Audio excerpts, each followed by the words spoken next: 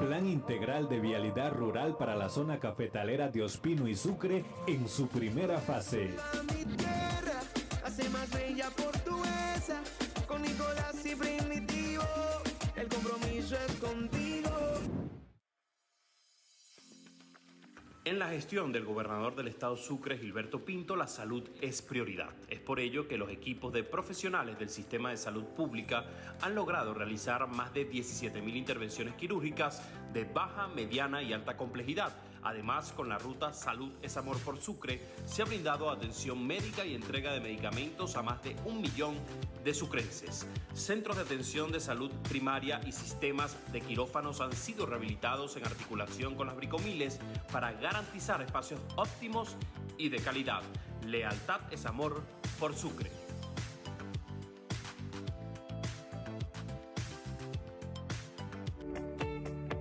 Día a día estamos más comprometidos en llevar a nuestro pueblo la mayor suma de felicidad posible. Desde la alcaldía de Cumaná seguimos enfocados en fortalecer los servicios públicos, impulsar el deporte, optimizar la salud pública y embellecer los espacios para mejorar la calidad de vida de nuestros ciudadanos. Gracias al apoyo del presidente Nicolás Maduro Moros, continuamos transformando realidades, incrementando los esfuerzos para hacer de la primogénita una capital modelo. En Cumaná, Ciudad Mariscala y Marinera, no nos detenemos. Con nuestro alcalde Luis Ifontes lo hacemos posible.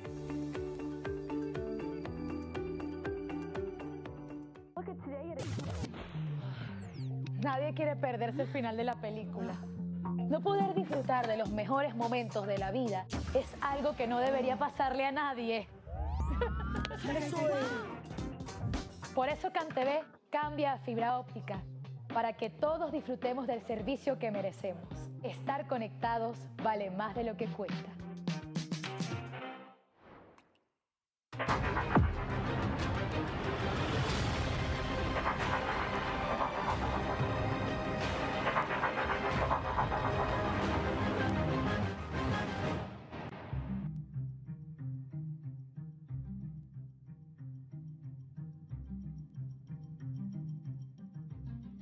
Muy buenas noches, ¿cómo están? Bienvenidos a su programa A Pulso. Como ustedes ya saben, yo soy Julio Riobó. Desde ya, usted puede participar con nosotros, @JRiobóBTV en X, la cuenta del espacio, @APulsoPisoBTV, mi cuenta en Instagram, @JRiobóF, y también estamos en TikTok, JR Periodista. Y además, notas de audio al 0412-334-5488. 0412, ahí lo tienen. Ya lo colocó el generador, 0412-334-5488. Nuestro invitado el día de hoy es un escritor, poeta, periodista, filósofo, editor. Creo que en el año 2016 fue ministro de Cultura. Y en una oportunidad también fue presidente de Fundarte. ¿Por cuántos años? 8 años. 8 años. Y hoy, bueno, venimos a hablar de la comunicación política, del fake news, de la guerra contra Venezuela. Recuerde, puede participar con nosotros, @JRiobóBTV en X, la cuenta del espacio, @APulsoPisoBTV, mi cuenta en Instagram, @JRiobóF. También estamos en TikTok, JR Periodista, y 0412-334-5488. Además, ¿le gusta este tipo de tema? Póngalo allí, señor director, por favor. Audiovisual. Nosotros hoy estamos ejercitando una comunicación de masas. Hay un auditorio, hay intersubjetividades, hay una herramienta que permite que la amplificación de mi voz constituya en la esfera de lo público un pensamiento sobre lo público, pero estamos luchando también con un tipo de comunicación individual que también tensa la atmósfera y pone a algunos a ver su teléfono, a otros a recibir un mensaje, a otros a estar grabando lo que estamos hoy haciendo. Son dos formas de comunicación completamente diferentes, donde hay que poner el énfasis en el cambio de una experiencia comunicacional política, o sea, que es pública, a una experiencia comunicacional que no es que sea individual, es que es pospolítica. Es decir, suprime la necesidad de el ágora, de la plaza, del encuentro, del colectivo, por una experiencia completamente solitaria y completamente aislada. Bueno, recuerde, puede participar con nosotros, @JRiobobTV en X, la cuenta del espacio, @PulsoPisoBTV, mi cuenta en Instagram, @JRiobobF, y también estamos en TikTok. JR, periodista, nos acompaña el vicepresidente de Comunicación, Cultura y Turismo, Freddy Ñañez. ¿Cómo está? ¿Cómo estás, Julio? Feliz noche. Usted no da muchas entrevistas en medios televisivos. Porque nadie me las pide. Seguro, yo creo que no. ¿Le gusta más la radio o la televisión? A mí la radio me parece uno de los medios más encantadores y poderosos desde el punto de vista de la comunicación humana y de las capacidades que tiene para movilizar imaginarios. Pero sí, la televisión también me gusta, claro. Además hay una etiqueta numeral a pulso con la comunicación. Fíjese, yo decía al principio que usted además es poeta, escritor, editor, pero ¿desde cuánto tiempo tiene escribiendo dedicado a la poesía? Dedicado a la poesía puede ser, no sé, a los 18 años me gané una bolsa de trabajo que se llamaba en el antiguo CONAC. No, en Venezuela, en el antiguo CONAC. Daban bolsas de trabajo en Venezuela para jóvenes escritores. La bolsa de trabajo básicamente consistía en que el CONAC te becaba, te pagaba un sueldo por escribir un libro que después tú presentabas al final de la beca y luego, bueno, se reanudaba o no se reanudaba o quizás te lo podían publicar. Esa es como mi inmersión, digamos, en la escritura como profesión. Pero de escribir, bueno, como todo el mundo, siempre anoté algo, algún poema, alguna frase. ¿Qué lo llevó a escribir poesía, por ejemplo? Yo creo que la desesperación por encontrar una identidad. Era en los años 90. En los años 90 Venezuela se caracterizaba por la incertidumbre. Mi generación fue una generación que despertó a la realidad con el 27 de febrero del 89. Estábamos pequeños, dando un paso a la adolescencia.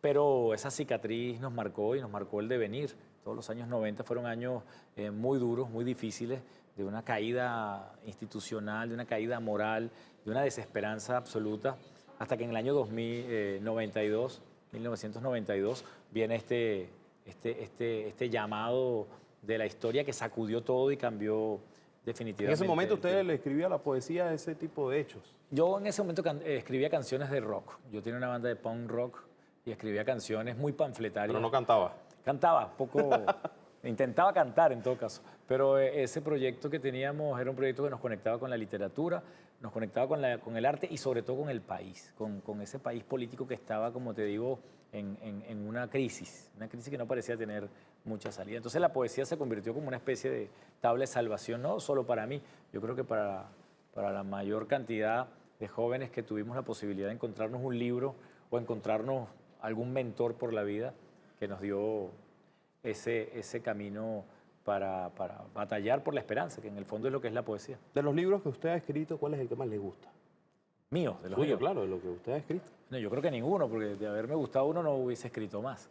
Pero O la gente le dice, a mí me gusta este. tengo un especial cariño por un libro que escribí durante la pandemia, acá mismo en BTV, cuando tuvimos esa épica con todos los trabajadores. Por cierto, los saludo a todos. Hace mucho tiempo que no bajaba a este estudio. Y estuvimos encerrados acá 6 meses trabajando, sacando adelante las transmisiones en plena pandemia. Y empecé a escribir un libro en homenaje a un escritor tachirense que se llama Manuel Felipe Rugeles. Ese libro me gusta mucho precisamente porque está marcado por una época también de incertidumbre, fíjate. Fíjese, vamos a entrar ahora. Yo al principio de este programa siempre hago preguntas que son personales, un poco personales, pero vamos a entrar ahora en el tema de la política. Usted viene de participar en el tercer coloquio internacional Patria en La Habana, Cuba. ¿Cuál es el papel fundamental para crear un nuevo orden mundial a nivel informativo? Bueno, primero te digo que el coloquio Patria, que duró 3 días, congregó una cantidad de intelectuales, periodistas, comunicólogos, escritores, especialistas y en el área de políticos, comunicación. especialistas en el área, para reflexionar precisamente sobre las condiciones en las que en este momento se está produciendo periodismo, se está produciendo comunicación y se está produciendo comunicación política. Tú me preguntas sobre las condiciones de un cambio en el orden mundial. A nivel informativo, ¿se deben crear esas condiciones? Y allí se habló un poco de una nueva geopolítica de la comunicación. ¿Por qué una geopolítica de la comunicación? Porque se entiende, y casi todos los que participaron en el foro, incluyéndome, coincidimos en la hipótesis de que este paso que se está dando tecnológico en el área de las comunicaciones, de una era eléctrica, de los medios masivos como los conocimos nosotros y como todavía los podemos evidenciar, a una era digital, más que un cambio tecnológico, estamos hablando de un cambio en el orden civilizatorio. Es decir, es un cambio que está modificando las relaciones económicas, porque muchos puestos de trabajo están cambiando y van a cambiar radicalmente con el avance de la informática, sobre todo con la inteligencia artificial. Un cambio en las relaciones sociales, estamos viendo cada vez más una virtualización de la vida, una protocolización de la vida humana, del trabajo, de la vida amorosa, de la vida cotidiana, del entretenimiento, del consumo cultural, etc. Un cambio, sobre todo, en las relaciones de poder, es decir, un cambio estructural de la sociedad. Entonces, este cambio está produciendo una movilización de cómo son las dinámicas internas cómo se en deben los comunicar países las cosas. y en el mundo. Pero no solo cómo se deben comunicar las cosas, es cómo estamos entendiendo el mundo definitivamente. Porque la palabra comunicación es una palabra que está radicalmente relacionada con la comunidad. Solo hay comunicación porque hay una comunidad. Y todo lo que la comunidad produce y todo lo que la comunidad legitima, todo lo que la comunidad crea, es lo que pone en la esfera de la comunicación. Pero ahora estamos viviendo un momento de incertidumbre porque estos cambios en la estructura mundial del poder también están produciendo un cambio en el propio sentido de la comunidad. Por eso este foro fue tan necesario, porque fue un foro para redefinir algunos conceptos que hasta el siglo XX no servían, pero que hoy, frente a este cambio radical, este cambio que, insisto, es mucho más que un cambio tecnológico, nos obliga, nos lleva, nos invita a que nos planteemos de nuevo qué hablamos cuando hablamos de política, qué hablamos cuando hablamos de comunicación, qué hablamos cuando hablamos de trabajo, qué hablamos cuando hablamos de las dinámicas del poder. Fíjese, la coordinadora general del encuentro, Miriam Elizalde, hablaba del nacimiento de las nuevas derechas. ¿Cómo son esas nuevas derechas en la comunicación? ¿Existen? ¿Están allí? ¿Quiénes son? Además, habla de las nuevas derechas en un contexto de mucha confusión, donde los propios términos derecha e izquierda quieren ser borrados, quieren ser superados por términos más espurios. Estas nuevas derechas se presentan dentro de las dinámicas de las nuevas tecnologías de la comunicación o directamente de las redes sociales, trasvestidas de una cierta rebeldía, de una iconoclasia, de una gestualidad, de una performántica que oculta, por otra parte, el pensamiento más reaccionario y más conservador de la historia. Lo que hay es un cambio en las formas y también un cambio en los roles con los que se está jugando hoy la política. Porque la política hoy está reducida directamente a la imagen, porque las redes sociales están transformando el hecho político, el acontecimiento político, los liderazgos políticos, los está reduciendo a la posibilidad del gesto, a la posibilidad del performance y a la posibilidad de simplemente la disrupción. Es decir, la red social es una especie de virtualización, es una especie de juego imaginario de la realidad. Allí las cosas se miden de una manera completamente diferente a cómo suceden en la realidad. El problema es que las redes sociales están ocupando un puesto central en la vida de los seres humanos porque nos están confinando precisamente a nuestros dispositivos terminales, nos están confinando a nuestros lugares de trabajo, nos están confinando a nuestras casas y con ello nos están robando la escena pública. ¿Existe el neoliberalismo comunicacional? Yo creo que el neoliberalismo es... ¿Usted habla de eso? Es un término. El neoliberalismo es definitivamente mucho más que un sistema económico. El neoliberalismo es una técnica de poder, es una técnica de dominación que se basa no solo en la explotación infinita del ser humano y de la naturaleza, sino que hoy en día, con la tecnología que está de punta, la tecnología de la digitalización, el neoliberalismo se encarga hoy de explotar los datos de las personas, los datos de los seres humanos. Y convertir los datos de los seres humanos en propia mercancía es poner a trabajar a los seres humanos, más allá de la explotación del cuerpo físico, en la explotación de la propia mente. ¿Cómo podemos nosotros explicar que el neoliberalismo está construyendo una especie de ser social a partir de las nuevas tecnologías? Uno de los rasgos fundamentales del neoliberalismo es llevar la identidad a su mínima expresión, la identidad individual.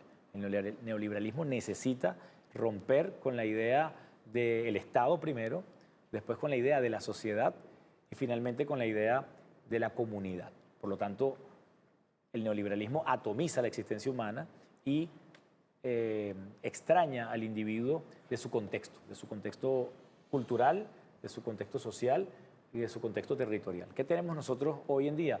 Una especie de existencia alternativa dentro de nuestras cuentas de redes sociales, donde nosotros somos seres completamente aislados y fragmentarios, que no tienen otra identidad directa que no sea las imágenes que pone a circular a través de su cuenta de redes sociales y no obtiene otra cosa que satisfacción, aprobación o comentarios de los que lo siguen.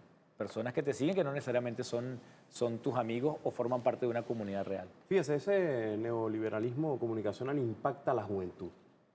¿Qué hay o qué se puede aplicar para superar, no sé si ese sería el término, usted me podría corregir, a esas corrientes como Milei, Bolsonaro, que utilizan el neoliberalismo comunicacional para captar seguidores? Milei y antes de Milei Trump y antes de Trump Obama. Son en ese orden Obama el primer presidente o candidato a la presidencia que utiliza una red social para posicionarse, que es Facebook. Y además utiliza por primera vez los datos que Facebook le da para poder segmentar mensajes, es decir, para poder direccionar lo que quiere vender, lo que quiere prometer a diferentes sectores de la población que no necesariamente forman parte de un consenso o estarían comprando una idea global, una promesa global política. Trump hace lo propio, pero ya no con Facebook, sino con las nuevas plataformas que le siguen a Facebook. En este caso, Trump utilizó el Twitter, sigue utilizando las redes sociales, utiliza el Twitter también para segmentar mensajes y para construir una personalidad aparentemente antisistema, una personalidad que hoy en día viene siendo el héroe de nuestro tiempo. El héroe de nuestro tiempo, que es aquel que rompe las reglas, que está por encima de las leyes, que está por encima del sistema y que se comporta con un exceso de libertad personal que lo lleva ¿Y eso los hace convertirse en un fenómeno? Los hace convertirse en un fenómeno porque hay una exacerbación. ¿O el fenómeno es la red? No, hay una exacerbación antes en la cultura de masa, hay una exacerbación por la construcción de un ídolo, por la construcción de una idea mesiánica de individuo que pueda romper las reglas, que pueda ir más allá del orden establecido, que es lo que no podemos hacer nosotros en nuestra vida cotidiana. En nuestra vida cotidiana estamos viviendo bajo reglas, bajo normas, bajo parámetros, porque vivimos en sociedad.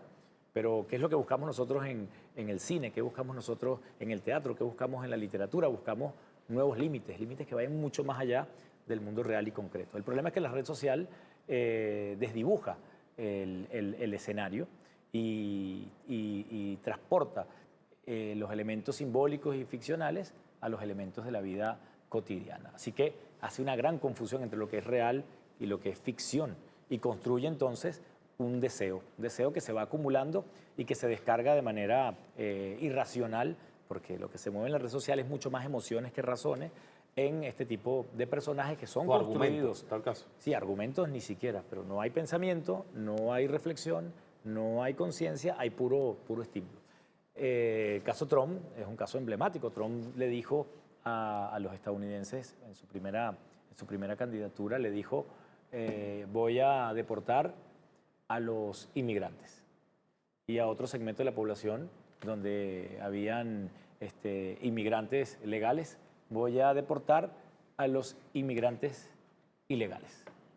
Así que generó una matriz de opinión completamente diferencial entre unos y otros. Y a la larga, lo que hizo Trump fue, ya sabemos, una política completamente racista y completamente xenófoba contra quiénes son los que mueven la economía en los Estados Unidos, que son los inmigrantes.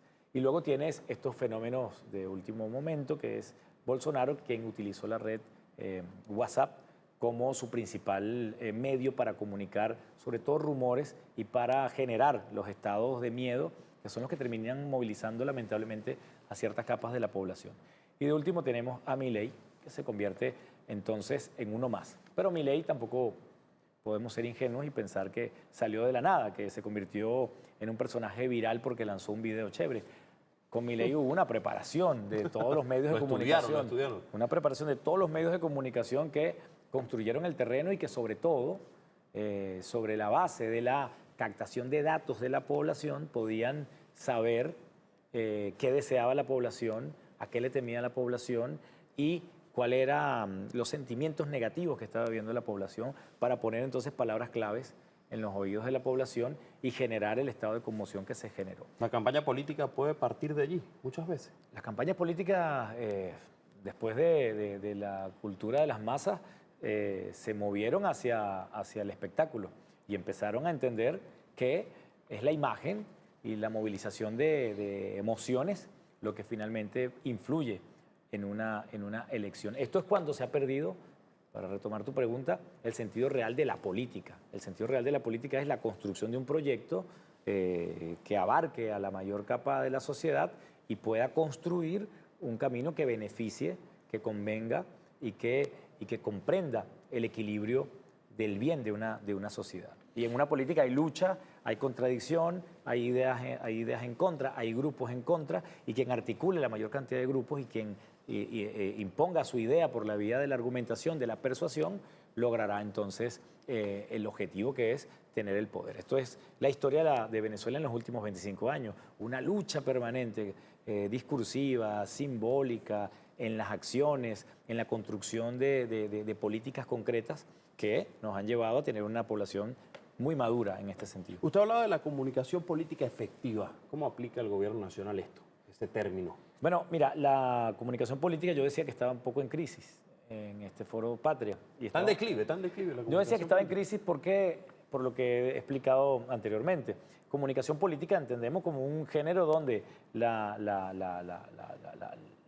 política, entendida como la gobernanza, encuentra posibilidades de construir narrativa y donde el pueblo, en tanto que gobernado, construye sus propias narrativas frente a las políticas que le afectan positiva o negativamente. Y en medio, entre gobernantes y gobernados, se encuentran los medios de comunicación o los periodistas que tendrían que ser aquellos que hacen no solo que circule el mensaje, no solo que circulen las narrativas, sino que estas narrativas pueden ser interpretadas, pueden ser inteligibles, pueden ser narrativas transparentes que contribuyan con el razonamiento político.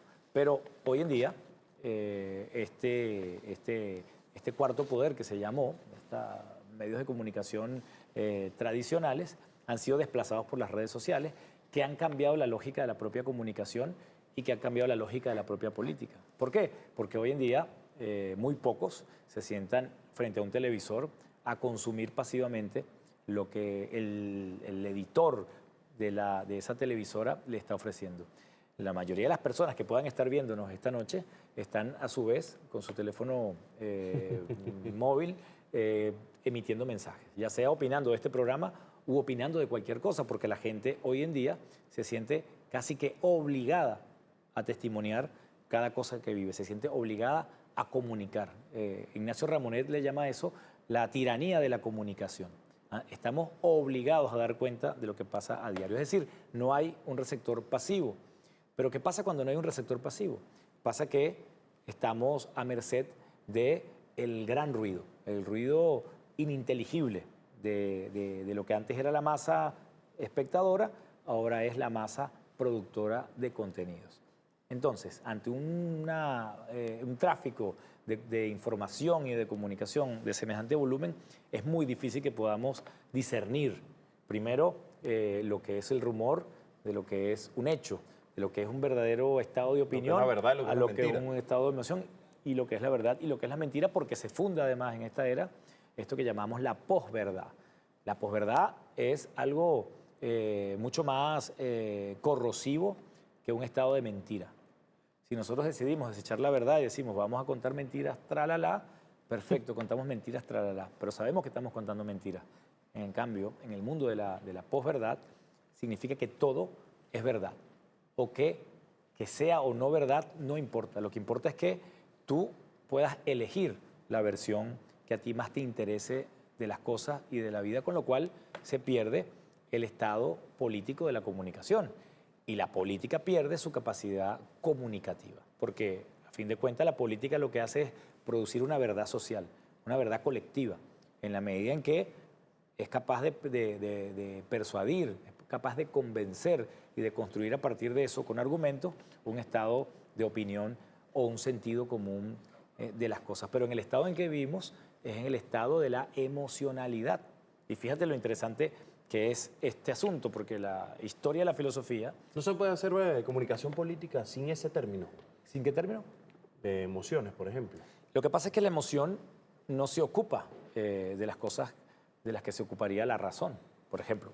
Y es lo que te decía, la tensión que ha habido históricamente en la filosofía, no solo occidental, sino también oriental, es la lucha entre la razón y la emoción, o la razón y el deseo, ¿no? El deseo es efímero.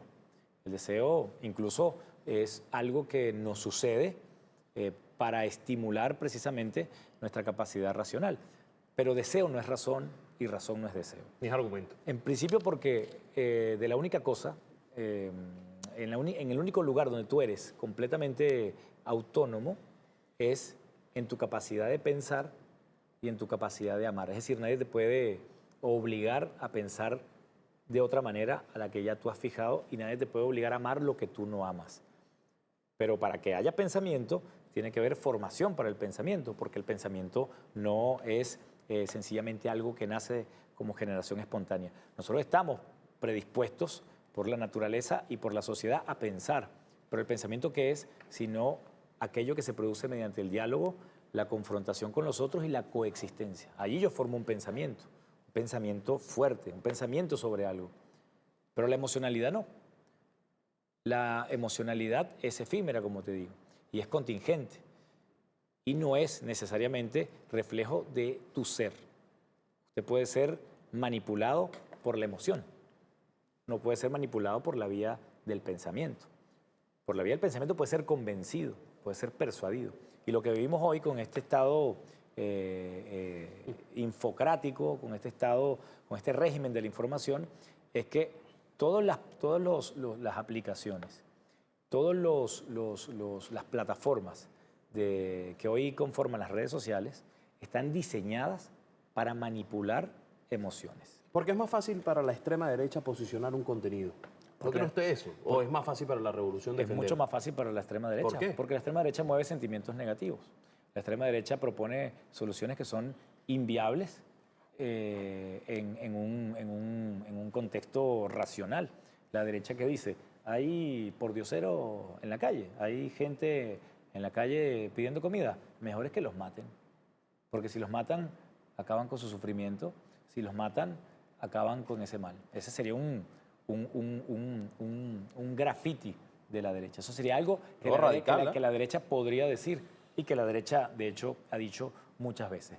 Y esa solución aparentemente pragmática, que no tiene un anclaje en los valores, que no tiene un anclaje en una idea del bien, ni del bien en sí, ni del bien común, se convierte entonces en una pulsión permanente que ante la complejidad del mundo pareciera una solución sencilla. Esto es lo que lleva a los nazis, en definitiva, a cometer el proyecto devastador que cometieron en Europa contra el pueblo judío. Y es lo que también llevaba al fascismo a ponerse por encima de las otras civilizaciones para autoconsiderarse como los dueños del mundo, como los dueños de la propia civilización. Pero yo le pregunto, ¿qué le falta a la revolución para acabar con la mentira contra Venezuela? Mira, la revolución, la revolución bolivariana, así como las revoluciones que han existido en el mundo, han estado a expensas de una guerra simbólica desde sus orígenes. Una guerra simbólica que empieza moviendo el miedo. ¿Cómo empezó la guerra contra Venezuela? Contra la revolución bolivariana. Empezó mucho antes de que el comandante Chávez estuviese cerca de ganar las elecciones. Ya el comandante Chávez tenía un estigma sobre su nombre y ya se decía sobre el comandante Chávez. Pero no eran las redes sociales en ese momento. No eran las redes sociales, eran los periódicos cartelizados, todos posicionando el mismo titular, eran las televisoras posicionando las principales noticias con las mismas palabras clave, eran las agencias internacionales posicionando las mismas noticias con palabras claves. Porque claro, a partir del posicionamiento y de la repetición de una mentira, se fragua también una verdad, como dice el tristemente célebre jefe de la propaganda nazi, Goebbels. Y esa técnica de manipulación y esa técnica de movilización de los miedos, de los temores, simplemente ha encontrado en las redes sociales y en la tecnología de las nuevas comunicaciones una capacidad exponencial de llegar ya no a grupos sociales, sino llegar directamente a los individuos y apelar en los individuos sus miedos. Porque no solo estamos hablando de una tecnología que te habla a ti, estamos hablando de una tecnología que te escucha permanentemente, que te ve permanentemente. Todos estos teléfonos están diseñados para enviar... Por ahí el dilema de las redes sociales, un documental. Hay un documental extrañamente bueno en Netflix sobre el asunto. Pero estos aparatos y estas tecnologías te están escuchando y conocen más de ti de lo que conoces tú. Tú preguntas, ¿qué le falta? ¿Por qué? Me preguntas al principio por qué la derecha es más efectiva en las redes sociales, por ejemplo. Y es porque las redes sociales están diseñadas para que el movimiento de los sentimientos bajos, de los sentimientos como el miedo, como la tristeza, como la depresión, como la ansiedad, tengan mayor exponencialidad que los sentimientos Siempre positivos. son los peores sentimientos. No es la esperanza, el que uno ve allí. No, está diseñado así, porque es mucho más fácil promover... Así lo quieren los Moss y los demás. Es más fácil promover la negatividad y es más fácil manipular a pueblos tristes, a pueblos desesperanzados, a pueblos en estado de miedo, de pánico, que movilizar o manipular a pueblos que, por el contrario, estén en contacto con el pensamiento, estén en contacto con los sentimientos positivos, estén en contacto con la autoproducción. No es que los sentimientos negativos simplemente deban ser excluidos, es que la exacerbación del odio o la exacerbación del miedo va a producir un sujeto mucho más volátil. Por eso, antes de que ocurra una conmoción real, antes de que ocurra una guerra, antes de que ocurra una agresión preparan concreta, el terreno primero a nivel informativo. el terreno informativo, que es el terreno emotivo, que es el terreno subjetivo. Ahora, ¿por qué, lo hablábamos en el coloquio, por qué las revoluciones o los movimientos de izquierda nos cuesta tanto encontrar en las redes sociales nichos para, digamos, posicionar nuestra comunicación política? ¿Por qué nos cuesta tanto? Por dos cosas fundamentales. La primera, ya le he dicho, las redes sociales no son neutrales. Detrás de las redes sociales hay alguien que mueve el algoritmo, que diseña el algoritmo, hay alguien que soslaya, que oculta, que borra incluso, y esa misma persona es la que pondera y decide de qué vamos a hablar nosotros hoy. No solamente nosotros aquí en Venezuela, de qué vamos a hablar nosotros aquí en Venezuela, de qué van a hablar en Malasia, de qué van a hablar en Londres, de qué van a hablar en Argentina, de qué van a hablar en el mundo. Podemos estar viendo, por ejemplo, conversaciones en el mundo que hablan de protestas en Santiago de Cuba.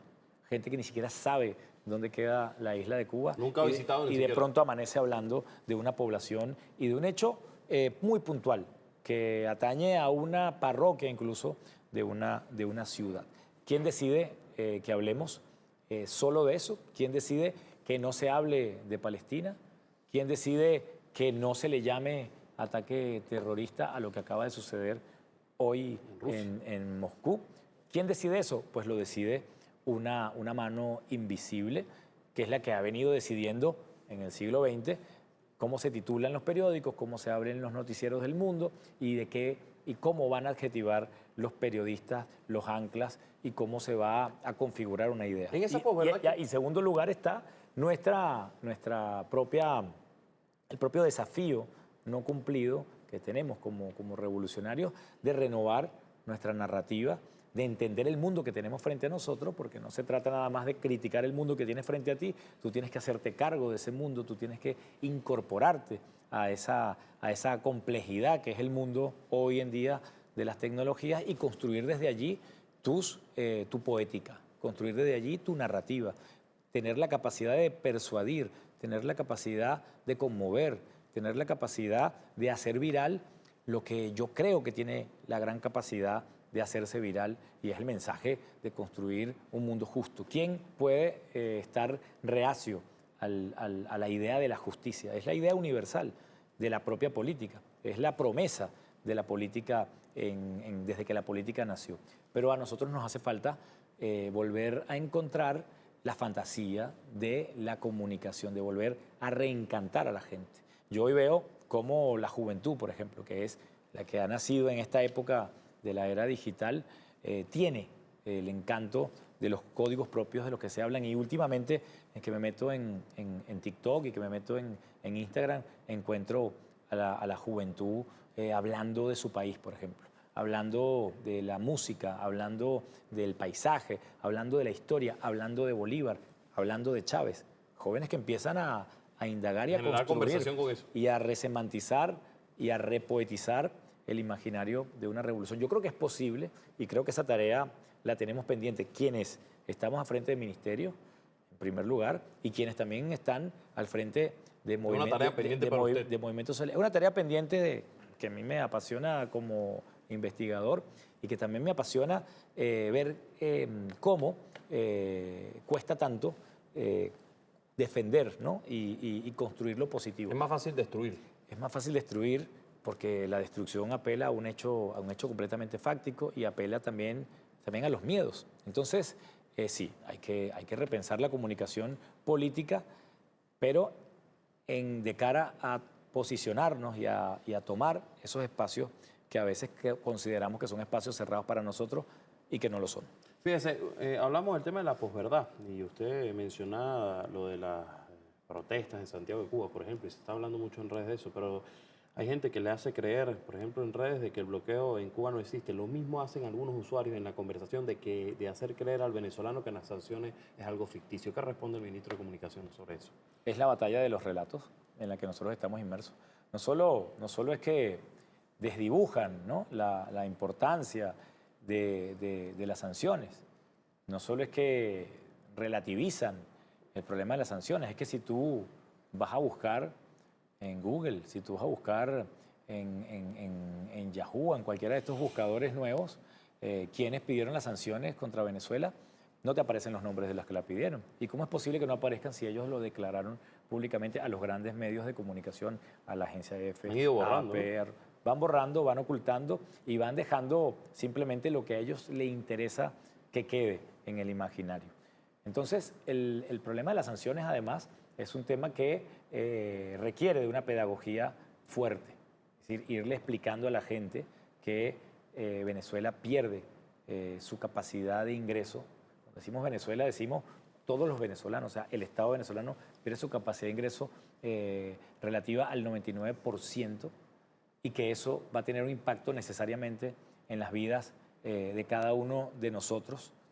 Explicar eso, hacer esa pedagogía, pero sobre la base del impacto real que eso tiene, del dolor que causa a los venezolanos y a las venezolanas. ¿Cuántas vidas se han perdido a causa de las sanciones? Tú puedes relacionar directamente cuántos niños, cuántos hombres, habría que reforzar el relato mueren en las redes sociales por la caída de una bomba, pero tú no puedes tan fácilmente hacer ver la relación que tienen las sanciones con los enfermos crónicos que no pueden acceder a sus medicinas, con las personas que no pueden acceder a los bienes y servicios que requieren. Hace falta una pedagogía, pero hace falta también una estética que nos lleve a nosotros a romper el cerco que tenemos. Porque por un lado está, como te digo, la dictadura del algoritmo. Ellos deciden qué hacer. Y de los dueños. Yo creo que ninguna televisora o ninguna cadena internacional se atrevió a tanto como se ha atrevido Facebook, o se ha atrevido Twitter, o se ha atrevido otras plataformas de redes sociales en la medida de censurar a un jefe de Estado, a un presidente. ¿Recuerdas en la pandemia cuando el presidente Nicolás Maduro estaba dando la batalla comunicacional, no solamente para llevar el conocimiento, para llevar las recomendaciones que el Estado hacía para resguardar la vida de los venezolanos y las venezolanas, sino cuando él estaba incluso proponiendo paliativos experimentales contra los efectos del COVID-19, eran eliminados simplemente eran eliminados porque decidía el jefe de la plataforma Facebook que así debía ser. Y sucede entonces con mucha frecuencia una censura, pero también yo creo que es muy fácil plantearse desde Venezuela la construcción y la creación de nuevas aplicaciones, de nuevas redes sociales, donde nosotros tengamos como venezolanos el derecho a estar informados de verdad y el derecho a acceder a los contenidos que son ponderables para nuestra vida, que son necesarios, ¿no?, para nuestra vida. Fíjese, voy a hacerle 2 preguntas para luego leer algunos comentarios. También hay unas interrogantes. La primera es, ¿cuál es el límite de la palabra libertad de expresión en Venezuela? Parece que en algunos sectores la han prostituido por estos 25 años. ¿Qué dice el ministro de Comunicación sobre eso? Yo creo que la palabra libertad es una palabra que nosotros tenemos que siempre conjugar con la ética.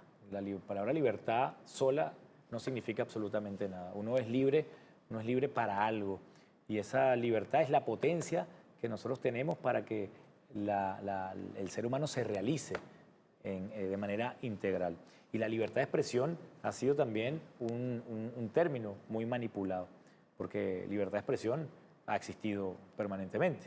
Es decir, es imposible coaccionar la libertad de expresión. Pero la libertad de expresión está atada a un código ético, está atada a una verdad, está atada a un respeto, está atada también a las consecuencias propias que tiene la libertad de expresión. Acá se confundió la libertad de expresión con la libertad de empresa. Acá las empresas privadas de opinión, que explotaban el espacio radioeléctrico decidían lo que decir y lo hacían con el pretexto de que estaban ejerciendo la libertad de expresión y lo que ejercían era simplemente libertad de empresa. Pero yo no creo que la libertad de expresión haya estado en crisis ni en Venezuela ni en muchas partes del mundo. Lo que está en crisis desde hace mucho tiempo es la verdad. Y la libertad de expresión sin verdad no tiene ningún tipo de horizonte, ningún tipo de sentido. Pero si estamos viviendo la muerte de la verdad, entonces somos libres de qué y para qué. ¿Cuál es el sentido de vivir si no es el de producir y alcanzar una verdad? O por lo menos tener a la verdad como horizonte. Hay gente que piensa que la libertad de expresión es que cualquier persona, porque amaneció y quiso escribir lo que sea en redes sociales, pudiese llamar a la muerte o al asesinato de un presidente. Eso fue tomado también como libertad de expresión. En ningún momento es libertad de expresión. Puede ocurrir como una expresión que hace alguien de manera libre, pero eso tiene una consecuencia, porque lo que tú estás enunciando es precisamente un delito. Es o la apología de un delito, o el deseo de cometer un delito, o incluso el delito que se comete con el hecho mismo de producir en el imaginario el deseo de asesinar a otro. Obviamente, esta llamada libertad de expresión no está por encima de la vida, por ejemplo. No está por encima de la dignidad de las personas, por ejemplo. Por lo tanto, es una falacia utilizar la libertad de expresión como si fuese un cheque en blanco. No, la libertad de expresión no es un cheque en blanco. Lo que yo digo acá tiene consecuencias y tengo que ser responsable de lo que yo digo. Si yo acá me equivoco en una cifra, me equivoco en una fecha, si yo con lo que digo estoy ofendiendo a alguien, yo tengo que hacerme cargo de la susceptibilidad y de las reacciones que vaya a tener esa persona. Entonces, esta no es una libertad individual exclusiva, no es una libertad tiránica, es una libertad social, es una libertad compartida. ¿Qué consecuencias tienen aquellos que mienten descaradamente sobre Venezuela? Se han tomado acciones, el Ministerio de Comunicación lo ha hecho. Por ejemplo, la Deutsche Welle. La Deutsche Welle tenía unos cuantos años utilizando su canal, no para hacer periodismo ni para entretener, sino para hacer propaganda política a favor de un grupo político en Venezuela. Es un canal de otro país que de ninguna manera puede venir a intervenir en la dinámica propia, soberana de Venezuela. Pero además de eso, se jugó permanentemente el nombre, el buen nombre que puede tener un canal televisivo o una cadena televisiva en la medida en que todo lo que transmitía era mentira. Y todo lo que transmitía era una mentira con intencionalidad política, hasta el punto de llegar a legitimar y hacer apología de una acusación muy grave contra el Estado venezolano y contra funcionarios venezolanos. Y ahora vienen y esos mismos medios hablan de censura. ¿Qué responde usted? Porque yo hago esto, tomo una acción que está en el marco de las leyes venezolanas y después yo digo, bueno, eso me están censurando en Venezuela. A ver, hay que ver si es un problema idiomático porque le tengo que preguntar qué entienden ellos por censura. Cuando Russia Today fue sacada abruptamente de Europa, nunca vi a este canal alemán decir algo o condenar lo que podría ser ahora sí un caso de censura. Pero hablando de censura y propiamente en la línea de ese canal, en ese canal no se dice absolutamente nada de la guerra de exterminio que Israel tiene contra el pueblo palestino. Eso es censura. Entonces obviamente estamos hablando de una gran hipocresía. Lo que pasó en Venezuela es paradigmático en el mundo. Los medios de comunicación en Venezuela, en el 2002, encabezaron un golpe de Estado. Es decir, dejaron de ser mediadores y se convirtieron en actores políticos a la vanguardia de un proyecto que llevó a la aventura de derrocar a un presidente legítimamente electo, pero además de eso, de silenciar a todo a nivel planetario a todo un pueblo que estaba en las calles defendiendo a la Constitución y defendiendo al presidente Chávez. Con eso se acabó el discurso de que los medios son neutrales, se acabó el discurso, tristemente, de que el periodismo estaba para intermediar entre gobernantes y gobernados, y se convirtió entonces en Venezuela el caso del golpe de Estado mediático como el primero en el mundo y lamentablemente no el último, porque esto se ha repetido muchas veces en la historia. Fíjese, usted hablaba del golpe del 2002. Me acuerdo que un medio, creo que era el Nacional, colocó la batalla final será en Miraflores. No esos titulares. Dime tú que ese titular, ¿a qué hecho se refiere? ¿A qué noticia se refiere? ¿Cómo se le puede catalogar desde el punto de vista del género periodístico ese titular? Sería un mensaje explícito para la acción golpista. ¿Es futurología? ¿Era una consigna? ¿Era un plan? ¿Era una orden? ¿Qué estábamos leyendo nosotros cuando leíamos en este Nacional y en otros periódicos de Venezuela en ese momento? Creo que se sobrepasaron los límites en ese momento, se desmesuró en ese momento el problema y hoy en día lo estamos viendo ya no en los medios tradicionales, lo estamos viendo en las redes sociales, porque en las redes sociales se te permite a ti difamar, ofender, vejar, se te permite hacer apología del delito, se te permite organizar incluso el magnicidio de un presidente, y todo esto lo puedes hacer con seudónimo o lo puedes hacer sencillamente con la impunidad que te da la plataforma. Pero si el presidente Nicolás Maduro quiere hablar del COVID y de una medicina del COVID, la censuran porque no está científicamente avalada. Ese es el doble rasero que tiene la libertad de expresión. Yo le hacía esa pregunta del 2002 porque hay un sinfín de oportunidades, se han atacado los medios públicos. ¿Está haciendo algo el Estado para proteger al Sistema Nacional de Medios Públicos, por ejemplo, a las televisoras, a las radios, en torno a los planes de la extrema derecha? El presidente hablaba hoy, precisamente recordaba, y lo ha recordado toda esta semana, lo que sucedió en Maturín. Sí. Forma parte de un plan. Ahí también hay periodistas, comunicadores, que están tratando de llevar la verdad a Venezuela. Evidentemente, el plan magnicida no es un plan solamente contra un hombre, no es un plan contra un jefe de Estado. El plan magnicida es un plan que tiene como objetivo, por lo menos, la inoculación de una guerra civil, ciertamente. Y por supuesto que el Estado venezolano ha estado no solamente defendiendo la paz en Venezuela, ha estado defendiendo el derecho que tenemos los venezolanos a gozar de instituciones fuertes que nos protejan de aventuras de este tipo que sabemos cómo terminan.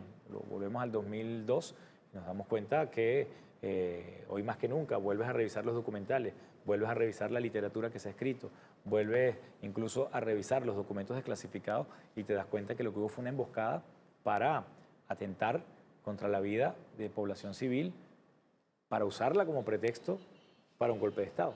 El Estado venezolano está cuidando a los venezolanos, está cuidando las instituciones venezolanas, incluyendo allí los medios de comunicación públicos y privados. Pero por eso es que es necesario que los medios de comunicación vuelvan y se mantengan en la línea de decir la verdad, porque lo que está en juego, insisto, no es la estabilidad política de un hombre en el gobierno. Lo que está en juego es la paz de todo un pueblo. Y allí somos todos corresponsables. Voy a leer algunos comentarios y preguntas. Ahí, interrogantes, unas críticas también, no, mentira, pero voy a revisar. Adelante, dale, Dice suelta. por aquí, buenas noches, por aquí Osvaldo Rivero, dice, saludos al programa Pulso y a su entrevistado, ministro Frei Ñáñez. Ahora le pregunto, ¿cómo comunicar en la nueva era y en las redes sociales? Es un desafío porque... Es difícil, es larga. Es un extensa, desafío porque, no se me mira, extienda tanto, ministro. Fíjate tú, nosotros somos una revolución histórica que tenemos un origen en la lucha por la independencia y en la conquista de la independencia. Son 200 años más o menos que nosotros tenemos en acervo para explicar las causas que tenemos hoy en día. Pero nos enfrentamos a unas redes sociales que nos dan 30 segundos para que nuestro contenido funcione. Pero además nos imponen unos códigos del entretenimiento sin los cuales nuestro contenido no tiene el interés suficiente.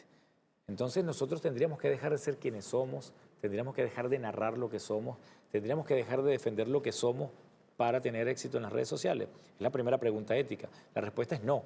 Nosotros tenemos que ser lo que somos, tenemos que defender lo que sabemos defender y tenemos que ser exitosos en las redes sociales reinventando nuestros propios códigos y entendiendo cada vez más el algoritmo. Es mucho más fácil ofender y ser viral que plantear una idea fuerte y sólida sobre economía o sobre política o sobre derechos sociales. Por lo tanto, nuestro desafío es en la reinterpretación de nuestra poética. Tenemos que lograr que allí en esa trinchera podamos repolitizar el lenguaje, podamos repolitizar la imagen y podamos además ser atractivos. Dice aquí, saludos, pregunta al vicepresidente. En cuanto a la radio, tenemos a Radio Nacional de Venezuela en la modalidad FM, pero ¿no cree usted que hay que apoyar a las pequeñas mini emisoras sin fines de lucro que puedan retransmitir a RNB en las comunidades? Nos referimos a las pequeñas emisoras de corto alcance que llegan a grupos humanos locales, comunidades, ante tanta emisora privada con otros fines. Absolutamente de acuerdo, porque además las emisoras comunitarias, las emisoras que tienen un radio localizado, cumplen una función absolutamente imprescindible dentro de esa comunidad, porque registran las dinámicas de esa comunidad, porque sostienen la identidad de esa comunidad y porque prestan un servicio público para que en esa comunidad podamos tener espacios de encuentro, espacios de recreación, espacios de denuncia y espacios de participación. Completamente de acuerdo. Fíjese, dice por aquí, ya voy a conseguir el mensaje. Dice, epa, J. Río BTV, saluda al invitado, poeta, Pon Rob y titeritero, dice. Si mal no recuerdo, grupo Tiene que ser amigo mío. Kinimari. Claro. Dice lo siguiente, estamos asistiendo al nuevo orden mundial de las comunicaciones que apunta sus cañones para colonizar al ser, al poder y al saber, que debemos propiciar, hacer y organizar, ¿para qué?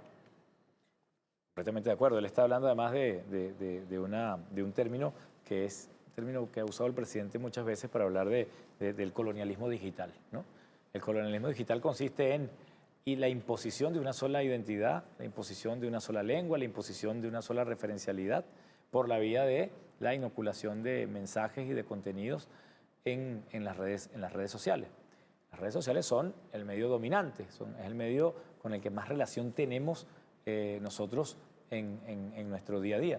Y por lo tanto las redes sociales se están convirtiendo cada vez más en la representación del mundo y la representación de la realidad.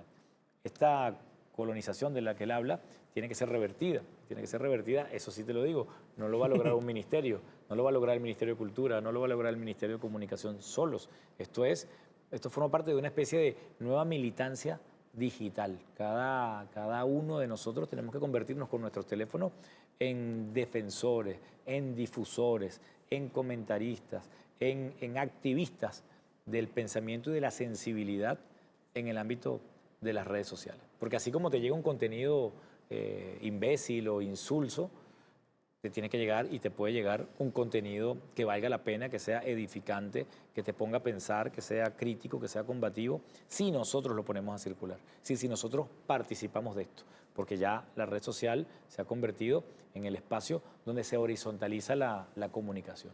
Eso es algo que tienen las redes sociales de positivo, si lo sabemos utilizar.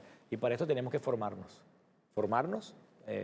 técnicamente, formar criterios para que este activismo sea allí. Entonces que las expresiones de mi comunidad, la organización que yo tengo en mi comunidad, las expresiones culturales de mi comunidad puedan tener presencia en las redes sociales. Y allí entonces yo tenga un trabajo permanente de sensibilización, de visibilización y de lucha contra el colonialismo digital. Dice Yo Soy Chávez, sin duda el enemigo de Venezuela no descansa. Son millones de dólares que se invierten para crear matrices de opinión, muchas veces falsas. Por eso el esfuerzo, hay que estar alerta ante estos ataques. Completamente de acuerdo. Dice, saludos desde Cumaná, Estado Sucre, Rodrigo Avariano. ¿Cree Freddy Ñáñez que el movimiento chavista está ganando la batalla en las redes sociales? ¿Qué está haciendo él desde su ministerio para fortalecer las políticas públicas en las redes? Yo creo que la batalla en las redes sociales es una batalla asimétrica también. Y creo complicada, difícil. Y asimétrica, es decir, estamos hablando de que nuestra lucha allí es desigual. Porque tenemos, insisto, las redes sociales no son entelequias, no son neutrales, no son espacios que están allí de manera natural. Son empresas de la comunicación.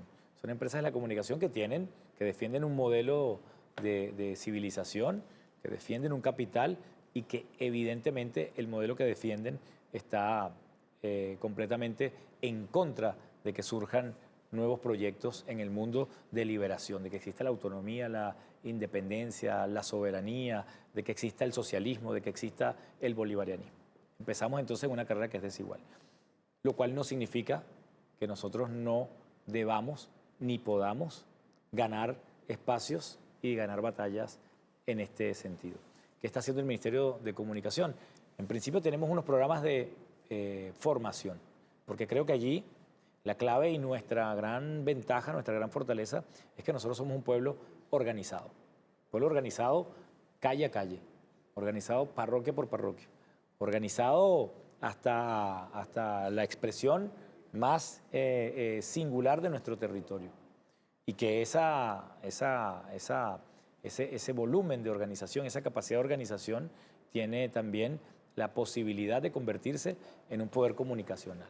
Poder comunicacional, persona a persona, colectivo a colectivo, grupo a grupo, movimiento a movimiento, y así creciendo en una gran pirámide. La formación y la organización son claves para que nosotros tengamos una participación en las redes sociales que equilibren la balanza. No te puedo decir que estemos perdiendo o ganando la guerra en las redes sociales, porque esto se hace minuto a minuto, hora a hora, día a día. Y hay días en que nosotros estamos ganando y hay días en que nosotros también recibimos algunas bajas. Por ejemplo, cuando se cartelizan los portales más importantes del mundo con los enjambres que se organizan para atacar a la revolución. Iris Aratoga dice, excelente síntesis de Lucha Almada. Concuerdo con usted, la crisis de esta generación y de la comunicación política tiene la misma fuente, la verdad. La verdadera crisis es la verdad.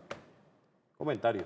Usted habla del tema, con esto yo creo que podemos ir a la pausa, pero antes tocar ahí, no sé si a profundidad, pero que el tema de cómo posicionan el contenido habla de las campañas mediáticas que hay contra Venezuela. Yo quisiese hablar de dos campañas. Una de esas es el Tren de Aragua. Se dice mucho sobre esto. Si sucede algo en Ecuador, es culpa del Tren de Aragua o si no, el presidente Nicolás Maduro. No podemos unir los dos. Esa es la nueva tendencia. Esa es la nueva tendencia que hay en redes sociales. Si sucede esto también claro, esto sí sucede en gobiernos donde está la extrema derecha. O sea, si sucede algo en Argentina, es culpa también del Tren de Aragua. Claro. Si le roban una cartera a una persona, es culpa del Tren de Aragua. ¿Por qué existe esta cartelización y el ataque a los migrantes? Por allí empieza todo. Bueno, de los mismos creadores el Foro de Sao Paulo. Un momento también que de los mismos creadores del Cartel de los Soles, de los mismos creadores de los fake news contra la Revolución Bolivariana. El caso Tren de Aragua es un caso que hay que prestarle atención con mucha seriedad, porque evidentemente no tengo que convencer a nadie acá en este recinto de que el Tren de Aragua fue una organización criminal localizada en el estado de Aragua, que fue combatida, perseguida y desmantelada sistemáticamente por los organismos de seguridad del Estado venezolano. Una organización criminal que fue, insisto, combatida, perseguida y desmantelada progresivamente por el Estado venezolano. No todos los estados se pueden dar el lujo de decir esto.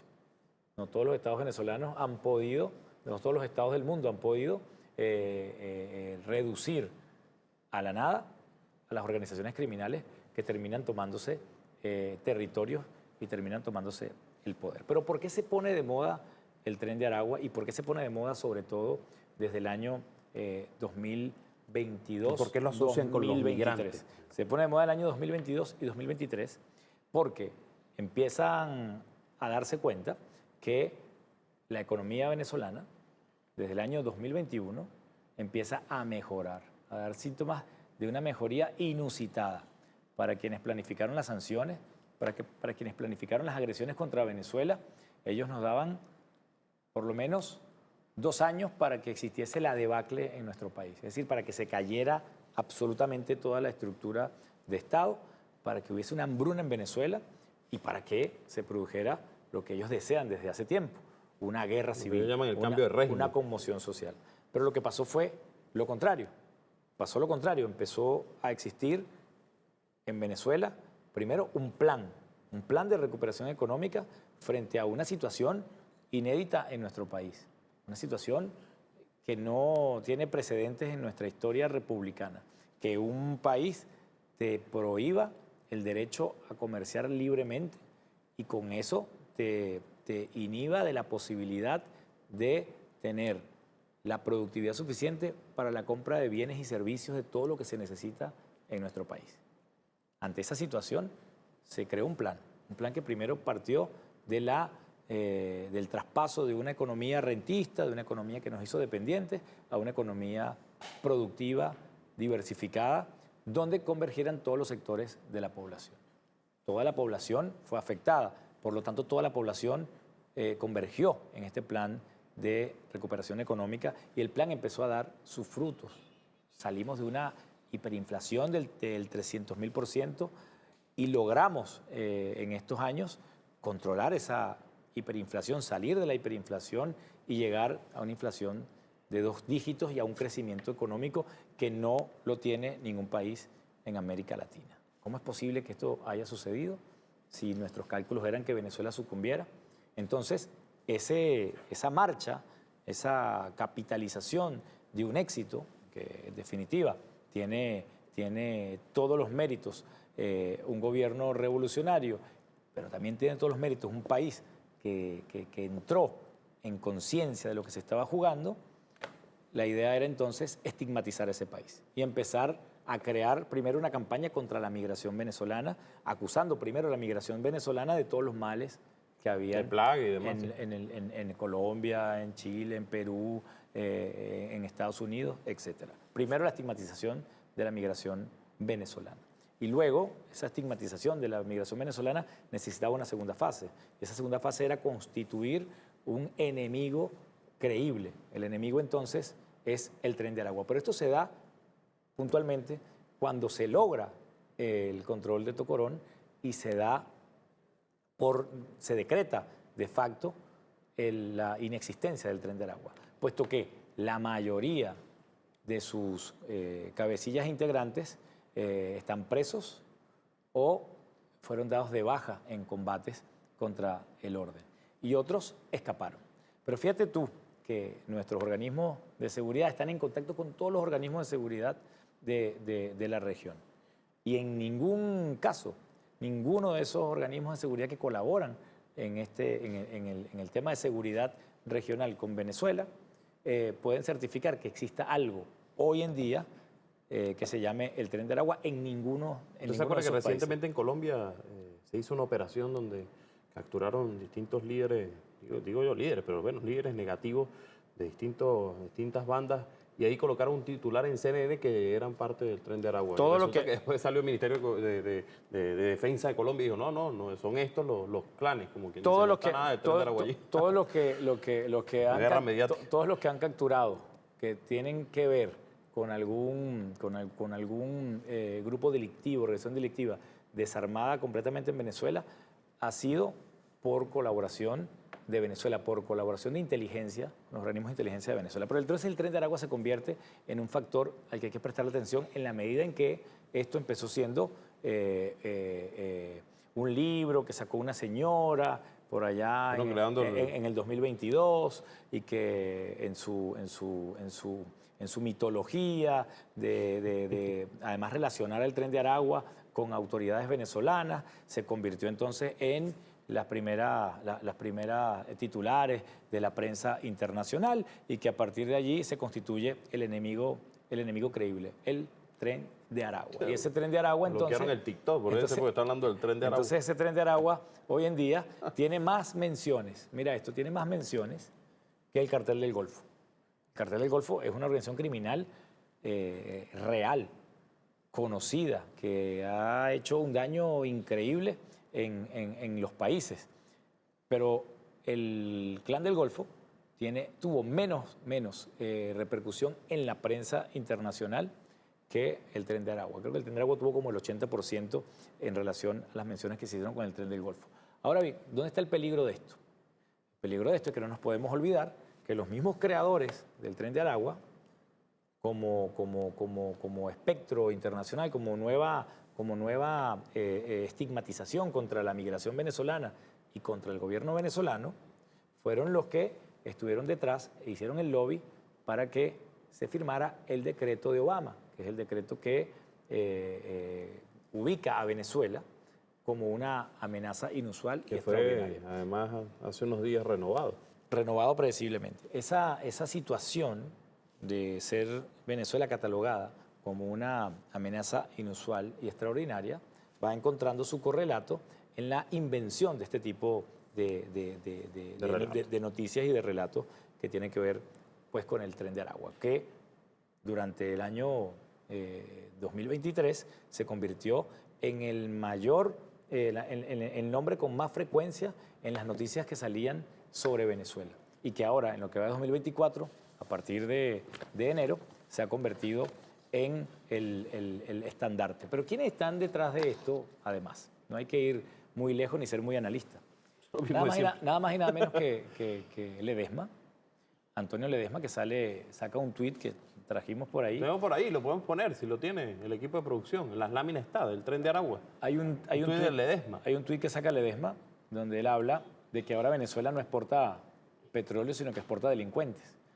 No sé si él lo dirá por él mismo, pero la verdad es que Antonio Ledesma no fue exportado, en todo caso fue contrabando. Él mismo se contrabandió. Este señor posiciona permanentemente el tema del Tren de Aragua con otro personaje que se llama Simonovic. ¿Y quién es Simonovic? Simonovic, junto con Ledesma, son los artífices de la emboscada que le hicieron a la marcha de la oposición en el 2002, que llevaron a Miraflores y que fue masacrada por francotiradores. Entonces, el Tren de Aragua hoy en día es el argumento que tiene Marco Rubio para decretar a Venezuela como un país que apoya al terrorismo. Es predecible lo que están haciendo. Ahora, ¿cómo me afecta a mí esto? Yo no soy una persona que está en la conversación política, supongamos. Yo no soy una persona que está interesada en el debate político, en la diatriba política. ¿Cómo me afecta a mí que el Tren de Aragua se posicione como una noticia falsa y que luego sea el argumento para que se construya contra Venezuela una nueva agresión? Es que cualquier sanción, cualquier medida que se tome contra Venezuela en lo futuro va a tener como justificación el mito creado por estas matrices de opinión de que el Tren de Aragua es una organización planetaria. Así como se utiliza cuando quieren y donde quieren el nombre del Estado Islámico y del ISIS, asimismo se está empezando a hacer con el tema el Tren de Aragua. Hoy el canciller, junto con el fiscal, tuvieron un desayuno con la prensa internacional. Estuvieron en la Casa Amarilla un desayuno y expusieron todo. No hubo una sola pregunta. Fue tan clara la exposición que no hubo una sola pregunta de corresponsales internacionales sobre el tema. Ni una. Y yo estoy a la expectativa de revisar cuando salga de acá los portales europeos para saber si de verdad se recogió o no se recogió lo que allí se dijo y las pruebas que se mostraron y se le entregaron a la prensa internacional. Fíjese, ministro, vamos a realizar una pausa. Tenemos 1 hora y 10 minutos hablando. Pasa rápido a veces la dinámica. Eso está también como la matriz de opinión de que Venezuela es el 4º productor de cocaína del mundo. O de repente dicen que hay nexo con el cartel de Sinaloa. Por eso te digo, que es lo que se les ocurra, lo que ellos quieran decir sobre nosotros, pero la alerta es que por inverosímil que sea, por incluso risible que sean, este tipo de afirmaciones, tenemos que estar muy pendientes, tenemos que responder, tenemos que desmontar, tenemos que evidenciar la campaña, porque detrás de eso siempre viene una agresión real. Vamos a la pausa. Al regreso va a estar con nosotros María Fernanda Barreto, Karen Méndez y Geraldina Colotti para también interactuar sobre el tema de la comunicación. Y capaz tienen algunas interrogantes. Vamos, recuerde, puede participar con nosotros, @JRiobotV en X, la cuenta del espacio @APulsoPisoBTV, mi cuenta en Instagram, @JRiobotV, y también estamos en TikTok, JR Periodista. Vamos a la pausa, ahora regresamos, no se parte.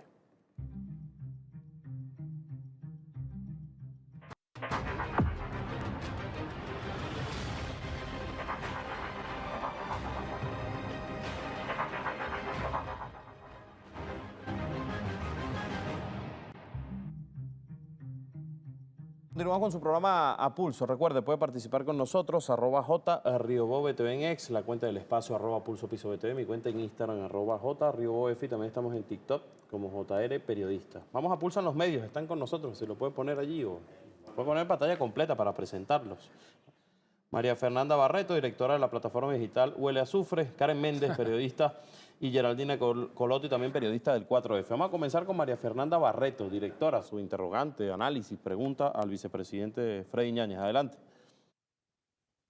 Bueno, Julio, muchas gracias por esta invitación. Un gran abrazo para ti, para el equipo de BTV y, por supuesto, para el ministro Freddy Ñáñez. Qué gusto poder saludarle.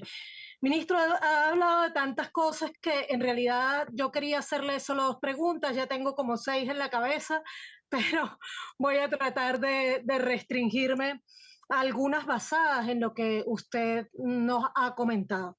Una primera tiene que ver con eso que usted ha hablado de cómo hay una guerra comunicacional contra Venezuela y unos medios que se cartelizan para esa guerra comunicacional. Hemos denunciado, y usted lo sabe bien, que hace cerca de 4 años el Partido 20 Venezuela firmó un acuerdo con el Partido Likud de Israel.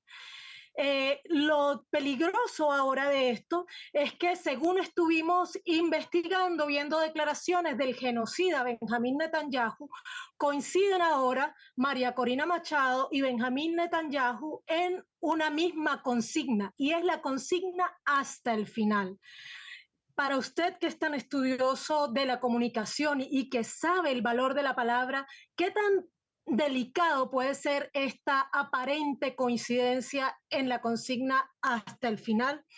En segundo lugar, ministro, quisiera preguntarle, esta reunión que se realizó entre Álvaro Uribe Vélez y Leopoldo López, sobre la cual hizo graves denuncias el propio presidente Nicolás Maduro, arrojó como primer producto audiovisual un video de declaración conjunta de estos 2 personajes de la ultraderecha latinoamericana contra la revolución cubana.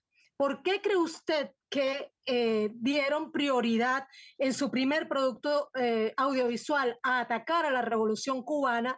Y, en segundo lugar, ¿qué papel pueden jugar los medios comunitarios y los medios contrahegemónicos venezolanos para contrarrestar esa arremetida, esos planes de arremetidas violentas que ha denunciado el presidente Nicolás Maduro y que pueden haber fraguado estos 2 personajes de la ultraderecha? Y por último, y no hago más preguntas, es que usted mencionó algo muy interesante que hablaron en Cuba, que es la geopolítica de la comunicación.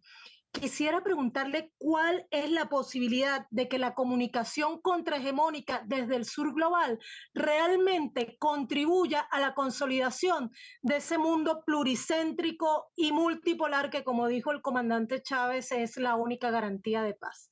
Solamente eso, compañero ministro. Y, por supuesto, un gran abrazo. Un abrazo para ti también, María Fernanda, y gracias por las preguntas y por el interés.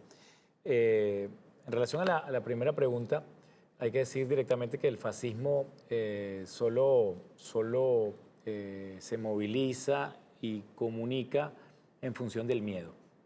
Así que cada vez que un personaje que se inscribe dentro de este pensamiento extremista habla o dice algo, tenemos que estar atentos no solo a las palabras que dice, que por supuesto que tienen un peso, sino que tenemos que desentrañar, entender cuál es su intencionalidad.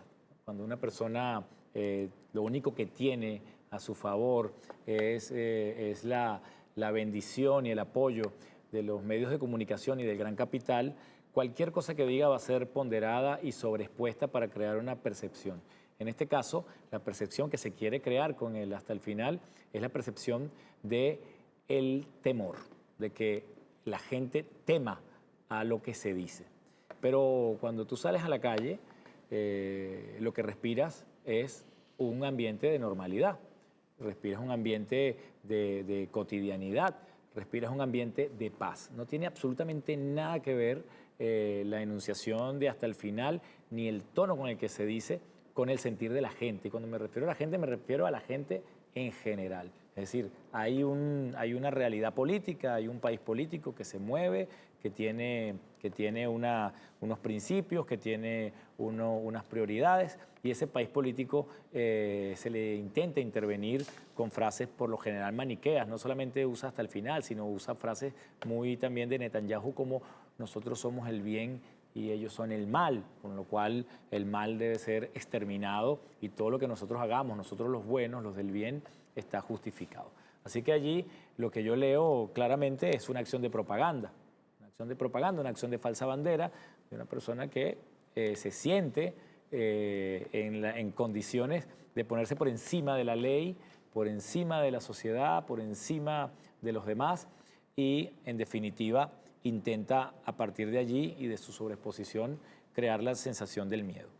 Pero yo creo que esto evidentemente no tiene los efectos que ellos buscan y no voy a ser yo el que les dé consejos para mejorar ni su narrativa ni su performance mediático. Creo mucho en el pueblo, creo mucho sobre todo en el pueblo venezolano, de que lo que hemos vivido en estos últimos años no ha sido en vano, lo que hemos atravesado, las dificultades que hemos atravesado, las tenemos muy presentes y sé claramente que el pueblo venezolano no quiere retroceder ni a un pasado reciente donde intentaron por la vía de la violencia, donde ese hasta el final eran las guarimbas, la gente que quemaban en la calle, los motorizados que decapitaban con trampas y toda la barbaridad que hicieron contra el pueblo venezolano. Allí no vamos a volver y tampoco vamos a volver, mucho menos, a los tiempos donde se fraguó precisamente este mandato de los apellidos, como dice el presidente, donde se fraguó esta oligarquía que por 40 años estuvo persiguiendo al pueblo, reprimiendo al pueblo y ahogando con violencia cualquier alternativa a su sistema de gobierno. Los conocemos, los recordamos muy bien y por eso creo que esta acción de propaganda no va a ser más que una acción de propaganda. Felizmente en Venezuela el fascismo no tiene posibilidad. Lo hemos demostrado, bueno, con sangre, sudor y lágrimas y por eso estamos hoy en día viviendo el país que estamos viviendo con desafíos, con problemas, pero en un espíritu de paz, que es la gran conquista. La segunda pregunta tenía que ver con la geopolítica de... También le preguntó de la reunión entre Leopoldo López y... Ah, claro, la reunión entre Leopoldo López y Uribe Vélez, yo creo que son las figuras más desacreditadas que hay en Latinoamérica, por no decir que en el mundo de la política. Son dos personas que han dejado una huella, cada uno con una hondura diferente. Uribe Vélez será tristemente recordado y es tristemente conocido en la actualidad por ser el presidente que le dio poder e incrementó grupos de exterminio paramilitar en su propio país y que convirtió un país en un cementerio, que llevó a Colombia a la profundización de una guerra terrible de la que todavía no se han podido recuperar. Y este señor ha sido el mentor de este personaje, Leopoldo López, que en Venezuela, por suerte, no ha tenido las posibilidades de llevar a cabo este proyecto. Leopoldo López ha visitado Medellín y se ha reunido con Uribe Vélez en la historia reciente y hemos podido constatar que cada reunión que él ha tenido con este personaje Uribe Vélez ha sido una reunión para construir alguna acción de conspiración o alguna acción terrorista. Recuerda tú que las llamadas autodenominadas redes populares que este señor montó para luego promover su plan violento llamado La Salida, fue diseñada y se realizó con la conseja de Álvaro Uribe Vélez, con esa experiencia que tenía en Colombia con las Convivir y con los grupos paramilitares. Que se hayan reunido para hablar mal de Cuba habla mucho también de su espíritu oportunista, ¿no?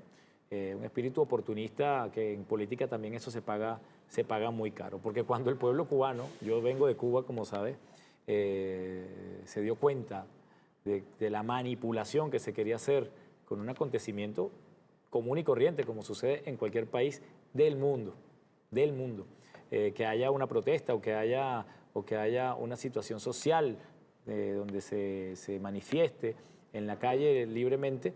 Estos personajes quisieron capitalizarlo y eso hizo, por supuesto, que el pueblo cubano no se dejara manipular ni usar por la extrema derecha.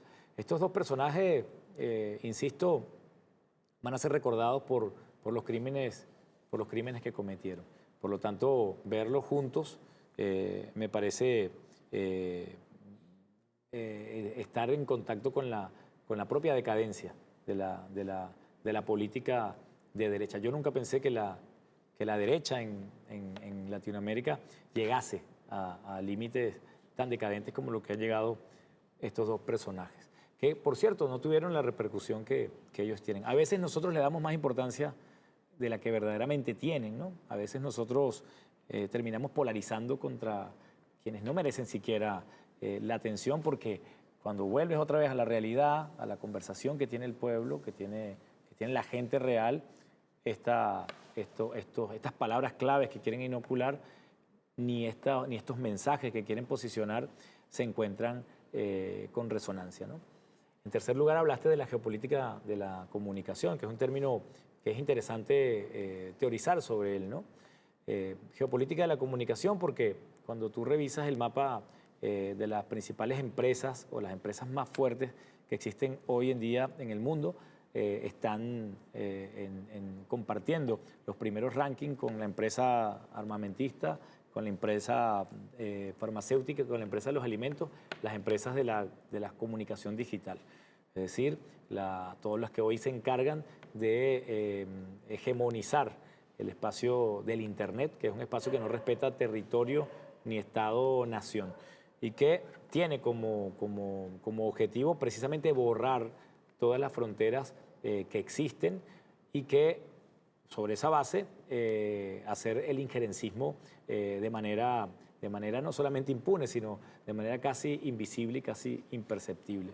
Entonces, ¿cómo entender que el mundo hoy se está jugando frente a unos oligopolios y frente a unas formas de invasión que son silenciosas y que no encuentran en este momento una barrera, no encuentran un límite, no encuentran un coto?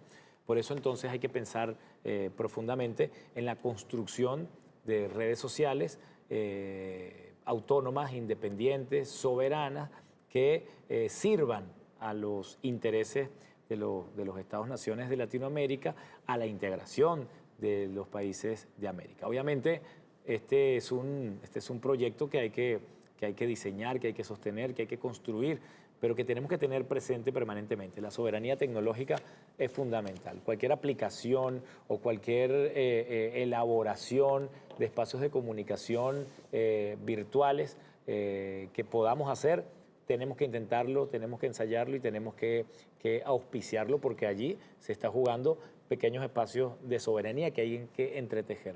Pero además se habló mucho de la formación, porque aquí está uno de los principales problemas.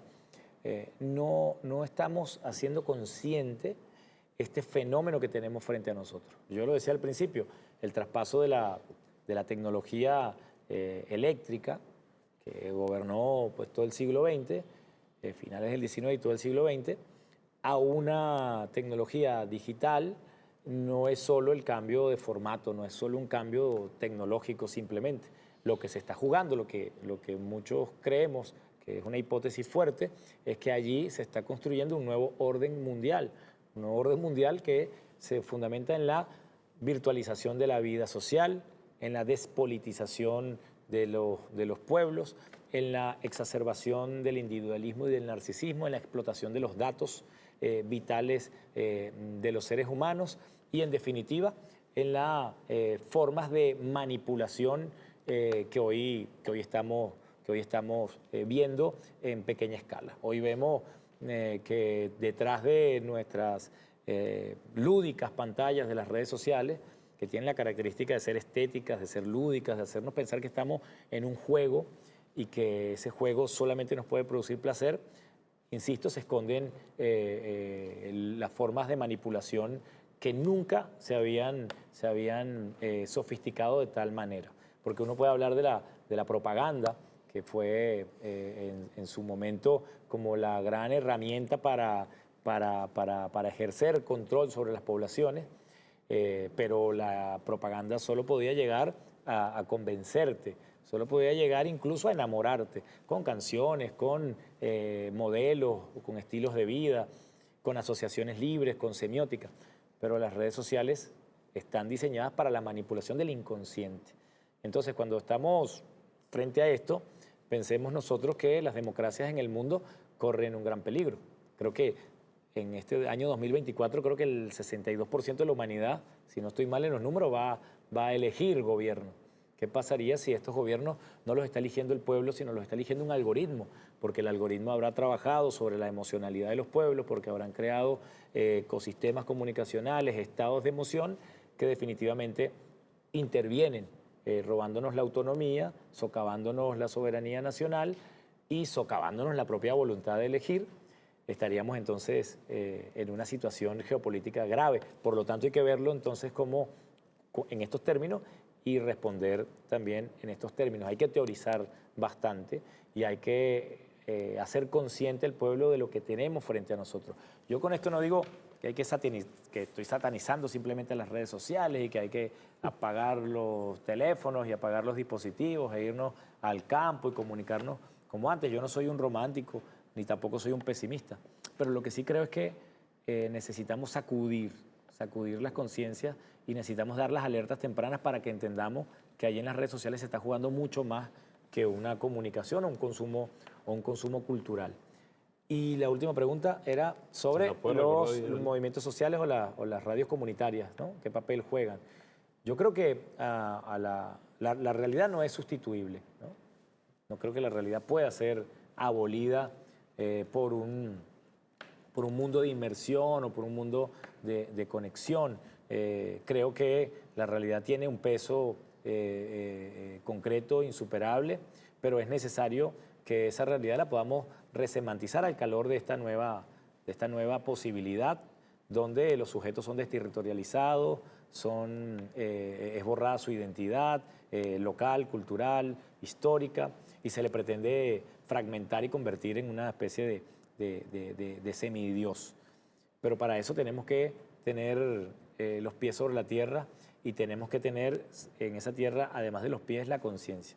Yo creo que la conciencia en los territorios la puede fraguar, la puede construir y defender precisamente estas experiencias comunitarias para la comunicación. ¿Por qué? Porque son procesos que dan cuenta de la existencia histórica, la existencia territorial, las singularidades de nuestra propia dinámica social, y allí se defiende la política. Yo creo que lo que hay que defender, además de la verdad, es la política, que es uno de sus procedimientos. Y entonces, cuando nosotros en nuestros territorios tengamos la capacidad de construir medios de comunicación sofisticados, convertirlos en medios transmediáticos o multiplataforma. Yo creo que una radio comunitaria tiene toda la dignidad que tiene cualquier otro medio de comunicación para estar también en el espectro digital y dar cuenta de su testimonio, que es muy importante el testimonio hoy en día de su narrativa, de su estética y por lo tanto ocupar ese espacio, porque ese espacio no lo estamos ocupando como corresponde. Lo digo autocríticamente y también lo digo de manera crítica, en el sentido de que a veces consideramos que son o espacios perdidos o que en esos espacios solo se está jugando el entretenimiento y se está jugando la banalidad. Pues yo les digo que aparentemente en el siglo XXI el lugar que ocupó siempre la ideología política la está ocupando hoy el entretenimiento, la nueva ideología del neoliberalismo, y allí hay que hacer un contrapeso importante. Bueno, vamos ahora con Geraldina Colote. Adelante, Geraldina, buenas noches. Buenas noches, Julio. Gracias por la invitación. Un saludo a todos y a todos. Un saludo al ministro Freddy Ñáñez. Siempre un gran placer. Aquí estamos con su poema, que siempre nos acompaña. Desde que ha habido... ¿Cómo está? ¿Me oye? ¿Me escuchan? Sí, perfectamente. Bien.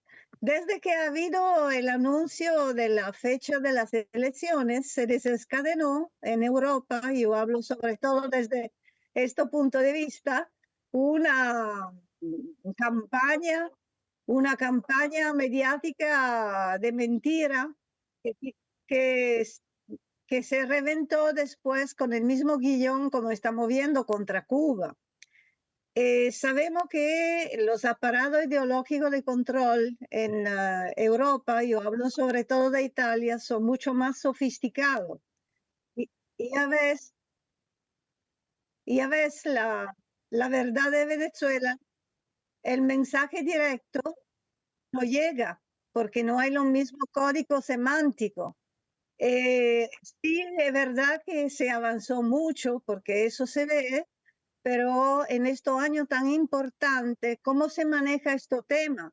Porque, por ejemplo, años antes, desde el Ministerio de la Comunicación, desde otros lugares institucionales, había un envío prácticamente permanente de noticias por una propaganda contrahegemónica que asuma esta asimetría. Esto después de un cierto tiempo se acabó. Entonces, mi primera pregunta es cómo se maneja este tema. ¿Tenemos conciencia de la diferencia de código que hay que traducir en los países capitalistas europeos? Y la segunda pregunta es que sabemos que desde Cuba y también y sobre todo Venezuela, pero en todo lado del mundo, la propaganda tiene blanco los cerebros de los jóvenes. También, como usted ha dicho, con respecto a las redes sociales. ¿Cómo se maneja esta estrategia?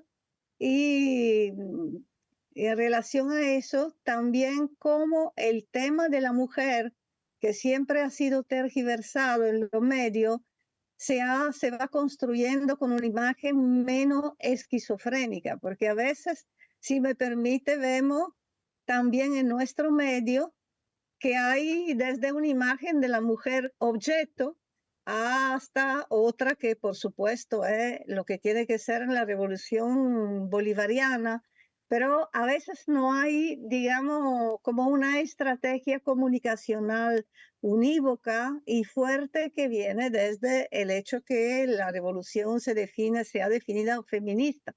Gracias. Gracias a ti. Si puede ser rápido en la respuesta, mejor, ministro. Bueno, voy a tratar de ser rápido en la respuesta. La primera pregunta, que además es una pregunta muy pertinente para esto, el tema que estamos hablando, lo conversamos en el Coloquio Patria. Porque nos dimos cuenta en el Coloquio Patria que quienes estaban representando a Argentina hablaban solo del problema argentino, quienes estaban representando a México hablaban solo de la guerra comunicacional que le hacían al presidente López Obrador en México, y por supuesto quienes veníamos de Venezuela estábamos planteando el tema desde la perspectiva propiamente venezolana, y caímos en cuenta que lo que nos estaba faltando precisamente era la capacidad de articularnos, ¿no?, en una red, que han existido experiencias, tú misma has participado de ellas, en una red que nos permita a nosotros estar completamente en cuenta de lo que está pasando dentro y fuera de nuestros países y que permita también a los demás ayudarnos a construir una gran vocería que pueda dar cuenta de las singularidades que vive cada uno de nuestros países. Y creo que la trampa fundamental en la que solemos caer es precisamente en la trampa de la fragmentación. Es la trampa de pensar que, bueno, los problemas que yo vivo acá son problemas que solamente tienen que ver con Venezuela. No, cuando se bloquea Venezuela, se está con ello diciendo todos los países son bloqueables. Todos los países son susceptibles de vivir lo que está pasando y por lo tanto tendríamos que tener una conciencia, digamos, mucho más regional de un problema que es aparentemente local. Y lo mismo podemos decir de lo que está sucediendo ahora en Palestina. Si lo que le están haciendo ahora al pueblo palestino, este exterminio, lo están haciendo sin pudor, lo están haciendo sin ningún tipo de disimulo, es porque el imperio nos está diciendo esto le puede pasar a cualquiera que se atraviese en nuestro camino. Entonces, ¿cómo lograr hoy en día que tenemos la capacidad de estar más comunicados, que es más fácil estar en comunicación en tiempo real? Cómo lograr una comunicación de bloque que pueda verdaderamente tener impacto, porque cada uno por nuestro lado no lo vamos a lograr, porque el espectro es demasiado amplio, la densidad de información rebasa cualquier posibilidad de lectura o de interpretación, y porque también entendemos que la estrategia finalmente es la estrategia de mantenernos encerrados y aislados. Por eso hay que retomarlo y allí se planteó la construcción de una no solamente una red de comunicación, de gestión de información y de contenidos de nuestros países y de campañas y de defensa de nuestras revoluciones, nuestra soberanía, sino sobre todo la necesidad de tener unos tanques del pensamiento latinoamericano que puedan analizar el problema de la comunicación, el problema de la hegemonía comunicacional y de la construcción de una contrahegemonía. Como te digo, es una guerra asimétrica y eso no significa que no podamos vencer allí, en ese territorio, pero eso requiere de un pensamiento estratégico que tiene que ver con esto que digo, construir redes propias y un espíritu de integralidad para poder entender que el enemigo es uno solo, que el adversario es uno solo y que ese adversario está actuando como uno solo con tácticas diferentes, segmentando la agresión, pero la agresión de fondo es la misma. La segunda pregunta que me hacías... ¿Te preguntaba la mujer también? Tenía que ver, esa es la tercera pregunta, que tenía que ver con el tema de la mujer, que yo entiendo que tiene que ver precisamente con el problema colonial, neocolonial, que está dentro de los propios códigos que se han inoculado y que han permeado o que van permeando cualquier tipo de discurso. Es un desafío cultural, por supuesto, un desafío que hay que asumir y que hay que batallar en cada uno de los detalles de las cosas que hacemos. Es lo mismo que decíamos con el problema de las redes sociales, cómo traducir nuestro mensaje político en un medio que pareciera estar diseñado para la despolitización, cómo hacer que mi mensaje político sea político en un medio que está diseñado para entretener y para repeler cualquier tipo de pensamiento, de idea o de reflexión. Bueno, esa es la misma batalla que tenemos que dar a lo interno. Cuando empezamos a hacer televisión, seguramente la televisión ya estaba allí, ya tenía los propios códigos de la televisión alienantes, sexistas y que también representaban pues un mundo de privilegios y de ideas. Hay una ideología jugándose claramente en todo lo que hacemos y hay que estar atentos para eso. Así que vamos a estar atentos en cuanto a la crítica que nos haces con respecto al tema de la mujer. Pero había una segunda pregunta que... Geraldina, ¿puedes recordarla? Que no la recuerdo. Sí, cómo la propaganda de guerra tiene blanco los cerebros, sobre todo de los jóvenes, como hemos visto varias veces en Cuba, con zunzuneo, utilizando redes sociales, que se está haciendo desde el tema comunicacional para que llegue un mensaje, sobre todo en este año electoral, que no se pueda tergiversar con respecto a los jóvenes.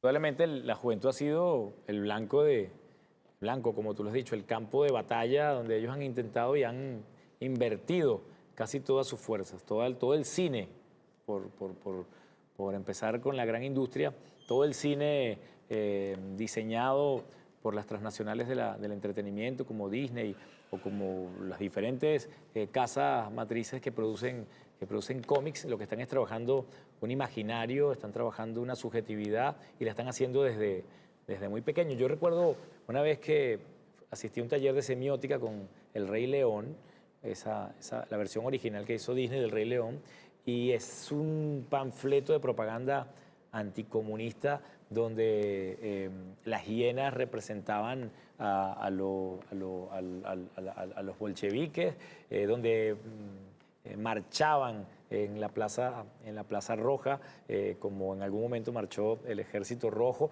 y donde el león representaba al capitalismo, representaba a Occidente, fundamentalmente hablando. Cuando tú ves ahora esa película en perspectiva, te das cuenta que la rusofobia y el panfleto anticomunista se estaba inoculando, pero en los albores de esa generación que nació al calor de este tipo de relatos. Y lo mismo con todo el catálogo de Disney. El patriarcado propiamente se fraguó en la idea de los príncipes y de las princesas y de todo lo que tiene que ver con un imaginario de realeza. Y la juventud hoy está asistiendo a modos mucho más agresivos de alienación, como son los videojuegos, donde nada es absolutamente inocente, donde nada es absolutamente accidental, todo está puesto allí por una causa. Y fundamentalmente las redes sociales en su conjunto. Porque si tú analizas un poco la manera como están diseñadas las plataformas digitales, te das cuenta que allí hay una especie de infantilización de los protocolos de manejo de estas redes sociales.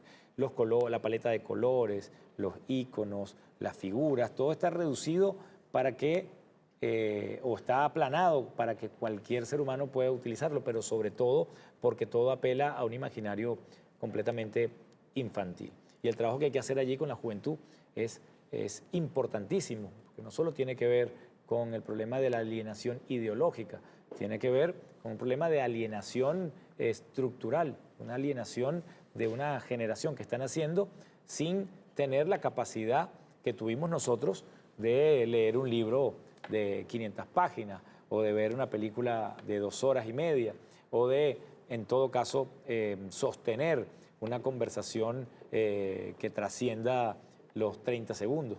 Hoy en día, el gran programa y el gran proyecto es reducir, acortar la memoria de los seres humanos y afectar su capacidad de aprendizaje. Entonces, el desafío con el tema de la juventud tiene que ver con el mismo desafío que tenemos con el pueblo en general, y esa formación y la organización. Formación frente a un mundo nuevo, completamente nuevo, que no podemos subestimar, que tenemos que saber interpretar. Y luego la organización, porque bueno, las redes sociales llegaron para quedarse, están allí, no las podemos negar, pero ¿cómo utilizarlas? Hay ejemplos.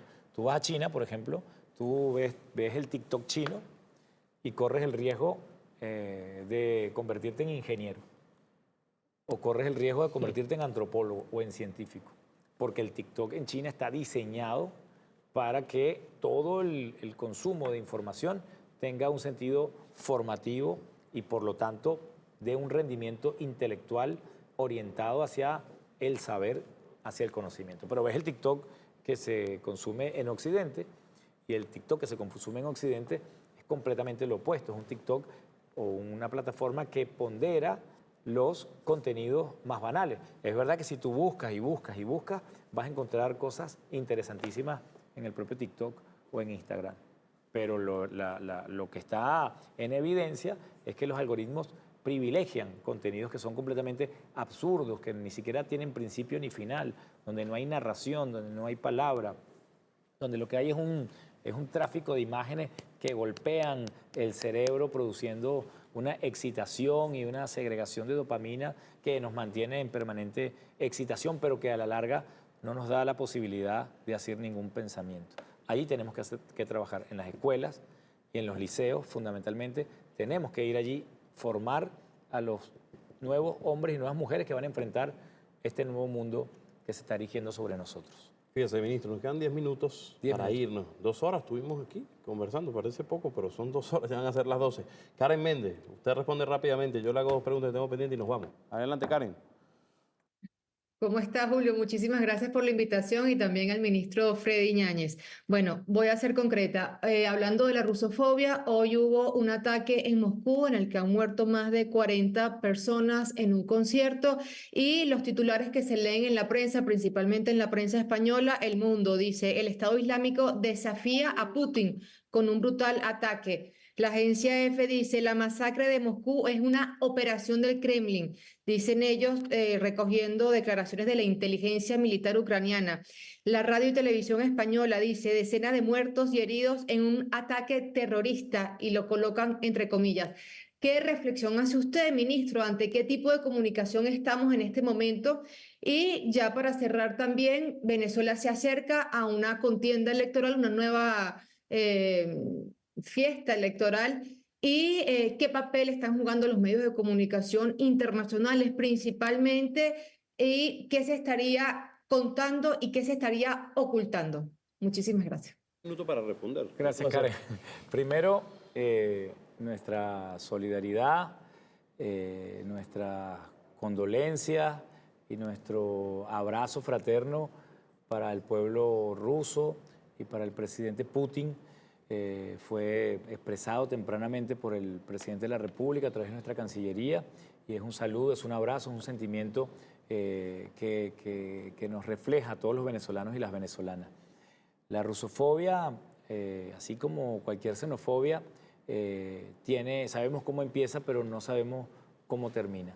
Puede empezar con una discriminación, puede empezar como un chiste, puede empezar como una simple estigmatización en el ámbito del lenguaje, pero detrás de eso se juegan cosas que pueden llegar a trascender la mera palabra y a convertirse en hechos concretos. Creo que a Occidente y a la Europa occidental fundamentalmente la han preparado tanto para despreciar a Europa, para despreciar a Rusia, tanto para estigmatizar al presidente Putin, que esta noticia hoy, que estremeció al mundo, fue tratada en los medios de comunicación con cierta banalidad y con cierta indolencia.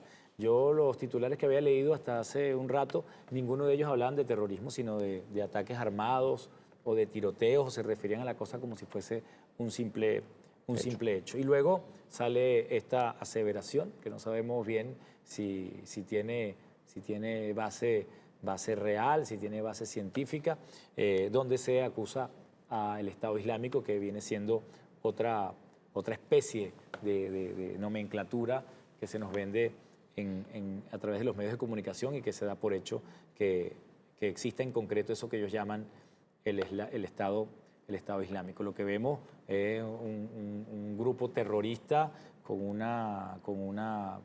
comportamiento mercenario que ataca a los pueblos nobles y que sirve siempre de pretexto para clausurar cualquier investigación sobre los hechos. 2 minutos. En todo caso, creo que Rusia está dando una batalla muy importante, como la dio a comienzos a mitad del siglo XX prácticamente, contra el nazismo, y sigue Rusia luchando contra el nazismo. Nos liberó Rusia al mundo entero del nazifascismo, y hoy Rusia encabeza una lucha también histórica contra los residuos que quedaron del nazismo allá en Ucrania, y que lamentablemente hoy la organización, la OTAN, está llevando adelante como una guerra subsidiaria, donde se sacrifica un pueblo como el pueblo ucraniano. Nuestra solidaridad con Rusia, entonces, siempre, nuestra solidaridad con Rusia y nuestra apuesta por la paz en el mundo, en todas partes del mundo. La segunda pregunta tenía que ver con... En ámbito electoral, ¿cómo se está? Esa fue la tercera. Siempre nos olvidamos la segunda. Sí, nos olvidamos siempre la segunda. Karen, si me repites la segunda pregunta. No te preocupes. Sí, era una reflexión. ¿Qué papel están jugando los medios internacionales en esta contienda electoral que se avecina? ¿Qué se estaría contando y qué se estaría ocultando? Los medios internacionales están jugando el papel que han venido jugando en estos últimos 25 años. Primero, desfigurando los hechos concretos que se viven en Venezuela, poniendo en duda la institucionalidad venezolana, creando las condiciones pesimistas para respetar y aceptar las dinámicas propias que se viven en Venezuela desde el punto de vista electoral. Preparan el escenario, como siempre, para desdibujar lo bueno que hace el gobierno nacional, las capacidades que tiene el presidente Nicolás Maduro como jefe de Estado y de gobierno y también como candidato, y para maximizar lo negativo. Y, por supuesto, hacen parte del partido político que se opone a una victoria del pueblo, a una victoria del gobierno. Es curioso porque no sé si se repite en todas partes del mundo que la prensa internacional se ocupe y se convierta en el aparato de propaganda de determinados sujetos de la oposición. Nada nuevo bajo el sol, por lo tanto, nos hemos habituado tristemente a que estas infamias y estos ataques se conviertan en el día a día, pero también nosotros sabemos en estos 25 años que lo que sucede en Venezuela no depende de los editoriales internacionales, ni de lo que desee el dueño de las plataformas digitales, ni de lo que quiera que pase en Venezuela el director de ABC, de EFE, de AP o de estas compañías transnacionales. Podemos vivir sin su consentimiento, porque nos los ganamos hace 200 años. ¿Listo? ¿Sí? ¿Estamos listos? Rápido. Bueno, ya no vamos a ir, sí, rápido. Agradezco a Karen Méndez y a Erandín también por participar. María Fernanda también por estar en su programa Pulso. Nos quedan 4 minutos. Yo le tengo 2 preguntas, yo diría un poco incómodas. Una de esas es la siguiente. Siempre han venido como atacando a programas de venezolanas de televisión. Digo programas, hagan la programación de las cableras. Lo hacen con programas importantes y también lo hacen con actividades muy importantes, como actividades presidenciales, programas como El Mazo. ¿Usted ha venido revisando ese ataque que hacen algunas cableras que bajan el audio, que de repente el audio no es el mismo, que de repente la imagen la distorsionan, siempre en horarios específicos donde sale el presidente, donde hay programas que tienen de alto impacto de audiencia? Ellas saben que sí. Hay un estado fuerte que hace cumplir la ley, que es la ley que ha mantenido después del golpe de Estado mediático, ha mantenido una verdadera convivencia centrando el papel de los medios de comunicación donde les corresponden. Y siempre estamos abiertos a escuchar las denuncias puntuales para investigarlas y actuar en consecuencia. No me puedo ir sin preguntarle por el brazalete blanco. Es una matriz de opinión. Es algo que victimizan a los que son los culpables de acciones terroristas para matar a un presidente. Eso también lo hacen los medios internacionales. Principalmente los medios internacionales con voceros que son extremistas. El brazalete blanco es una de estas nuevas operaciones que empiezan como una operación subversiva, como una operación violenta, como una operación con un objetivo que siempre es el mismo: asesinar al presidente de la República e inocular la violencia. Y como todas las operaciones que se han dado, vienen acompañadas de un encubrimiento sistemático de la prensa internacional, que cuando terminan siendo desmontados estos dispositivos de violencia, son blanqueados, son lavados, son representados de una manera completamente diferente en los medios de comunicación. Como tú dices, el arte de convertir al victimario en víctima y a la víctima en victimario. Cuando tú busques, si te quieres, te tomas el trabajo y en algunos programas que tienes libres ahí en Google puedes hacer métrica de las palabras claves y puedes hacer métricas de los contenidos. Si tú buscas en los últimos 365 días la palabra clave que se utilizó en torno a esta conversión de contenido fue derechos humanos y fue desaparición forzosa. Derechos humanos y desaparición forzosa. No te aparece en ninguna de las métricas la palabra magnicidio. No terrorismo, fascismo. Ni la palabra fascismo, ni la palabra brazalete blanco. Solo te aparece derechos humanos y te aparece desaparición forzosa. ¿Derechos humanos de quién? ¿Del presidente que querían asesinar? ¿Del ministro que querían asesinar? No. Derechos humanos de los que hoy están convictos y confesos de un crimen, de un delito que iba a trascender, evidentemente, la paz de Venezuela. Esta manipulación con el brazalete blanco es el nuevo episodio que estamos viviendo y lo hemos denunciado a tiempo y lo seguiremos denunciando porque las cosas por sabidas a veces se olvidan y a veces nosotros tendemos a olvidarnos de lo que hemos vivido recientemente. Esto es una reedición de los planes del golpe continuado que denunció el comandante Chávez en su momento y que ha venido denunciando el presidente Nicolás Maduro. La prensa termina posicionando y colocando el discurso incluso a los organismos internacionales. Y te encuentras entonces a funcionarios de la ONU hablando exactamente como hablan los redactores de la prensa internacional. Pero cuando buscas a esos relatores de los derechos humanos, supuestos relatores de derechos humanos, en ninguno de ellos te vas a encontrar una sola condena lo que pasa en casa. A los actos, no, ya, una sola condena al intento de magnicidio, una sola condena a la conspiración, una sola condena a los actos paramilitares que se cometen detrás. Entonces, la batalla la tenemos que dar nosotros. No, vamos. Usted sabe que yo despido siempre con un pulso. Capaz usted me gana esta oportunidad. La gente de mi producción dice, yo he puesto al Mira, si dicen que yo gano, van a decir que fue porque soy ministro. No sé qué. Vamos. Pega la cámara ahí, para señor, que cuente ahí. 1, 2, 3. No, vale, no puede ser, está muy cansado, creo yo. Gracias, ministro. Una última cosa. Y nos vamos, 30 segundos. Hay gente que dice... Usted es presidente de Venezolana de Televisión. Hay gente que da algunos calificativos al canal del Estado, entre esos que es La Cenicienta, que es el canal de las maravillas. ¿Qué contesta usted de eso? Yo creo que es el mejor canal que hay en Venezuela. Solo eso. Nos vamos. Nos vamos. Que tengan feliz noche. Agradezco a TV Fan, Telearagua, la Radio del Sur, Radio Miraflores y mi Casa Venezolana de Televisión. Nos vemos el próximo viernes.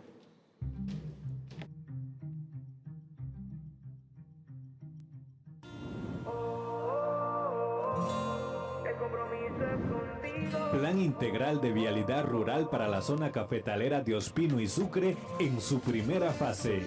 Mi tierra hace más bella portuguesa, con Nicolás y Primitivo, el compromiso es contigo.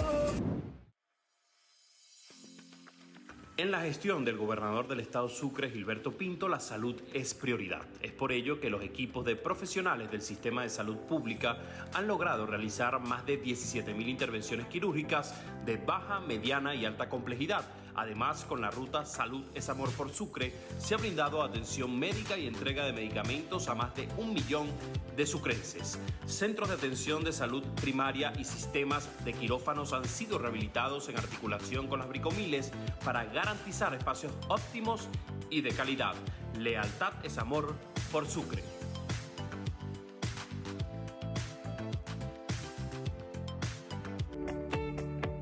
Día a día estamos más comprometidos en llevar a nuestro pueblo la mayor suma de felicidad posible.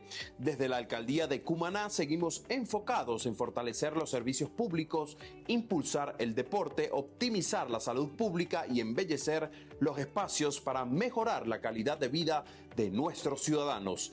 Gracias al apoyo del presidente Nicolás Maduro Moros, continuamos transformando realidades, incrementando los esfuerzos para hacer de la primogénita una capital modelo. En Cumaná, Ciudad Mariscala y Marinera, no nos detenemos. Con nuestro alcalde Luis Ifontes, lo hacemos posible.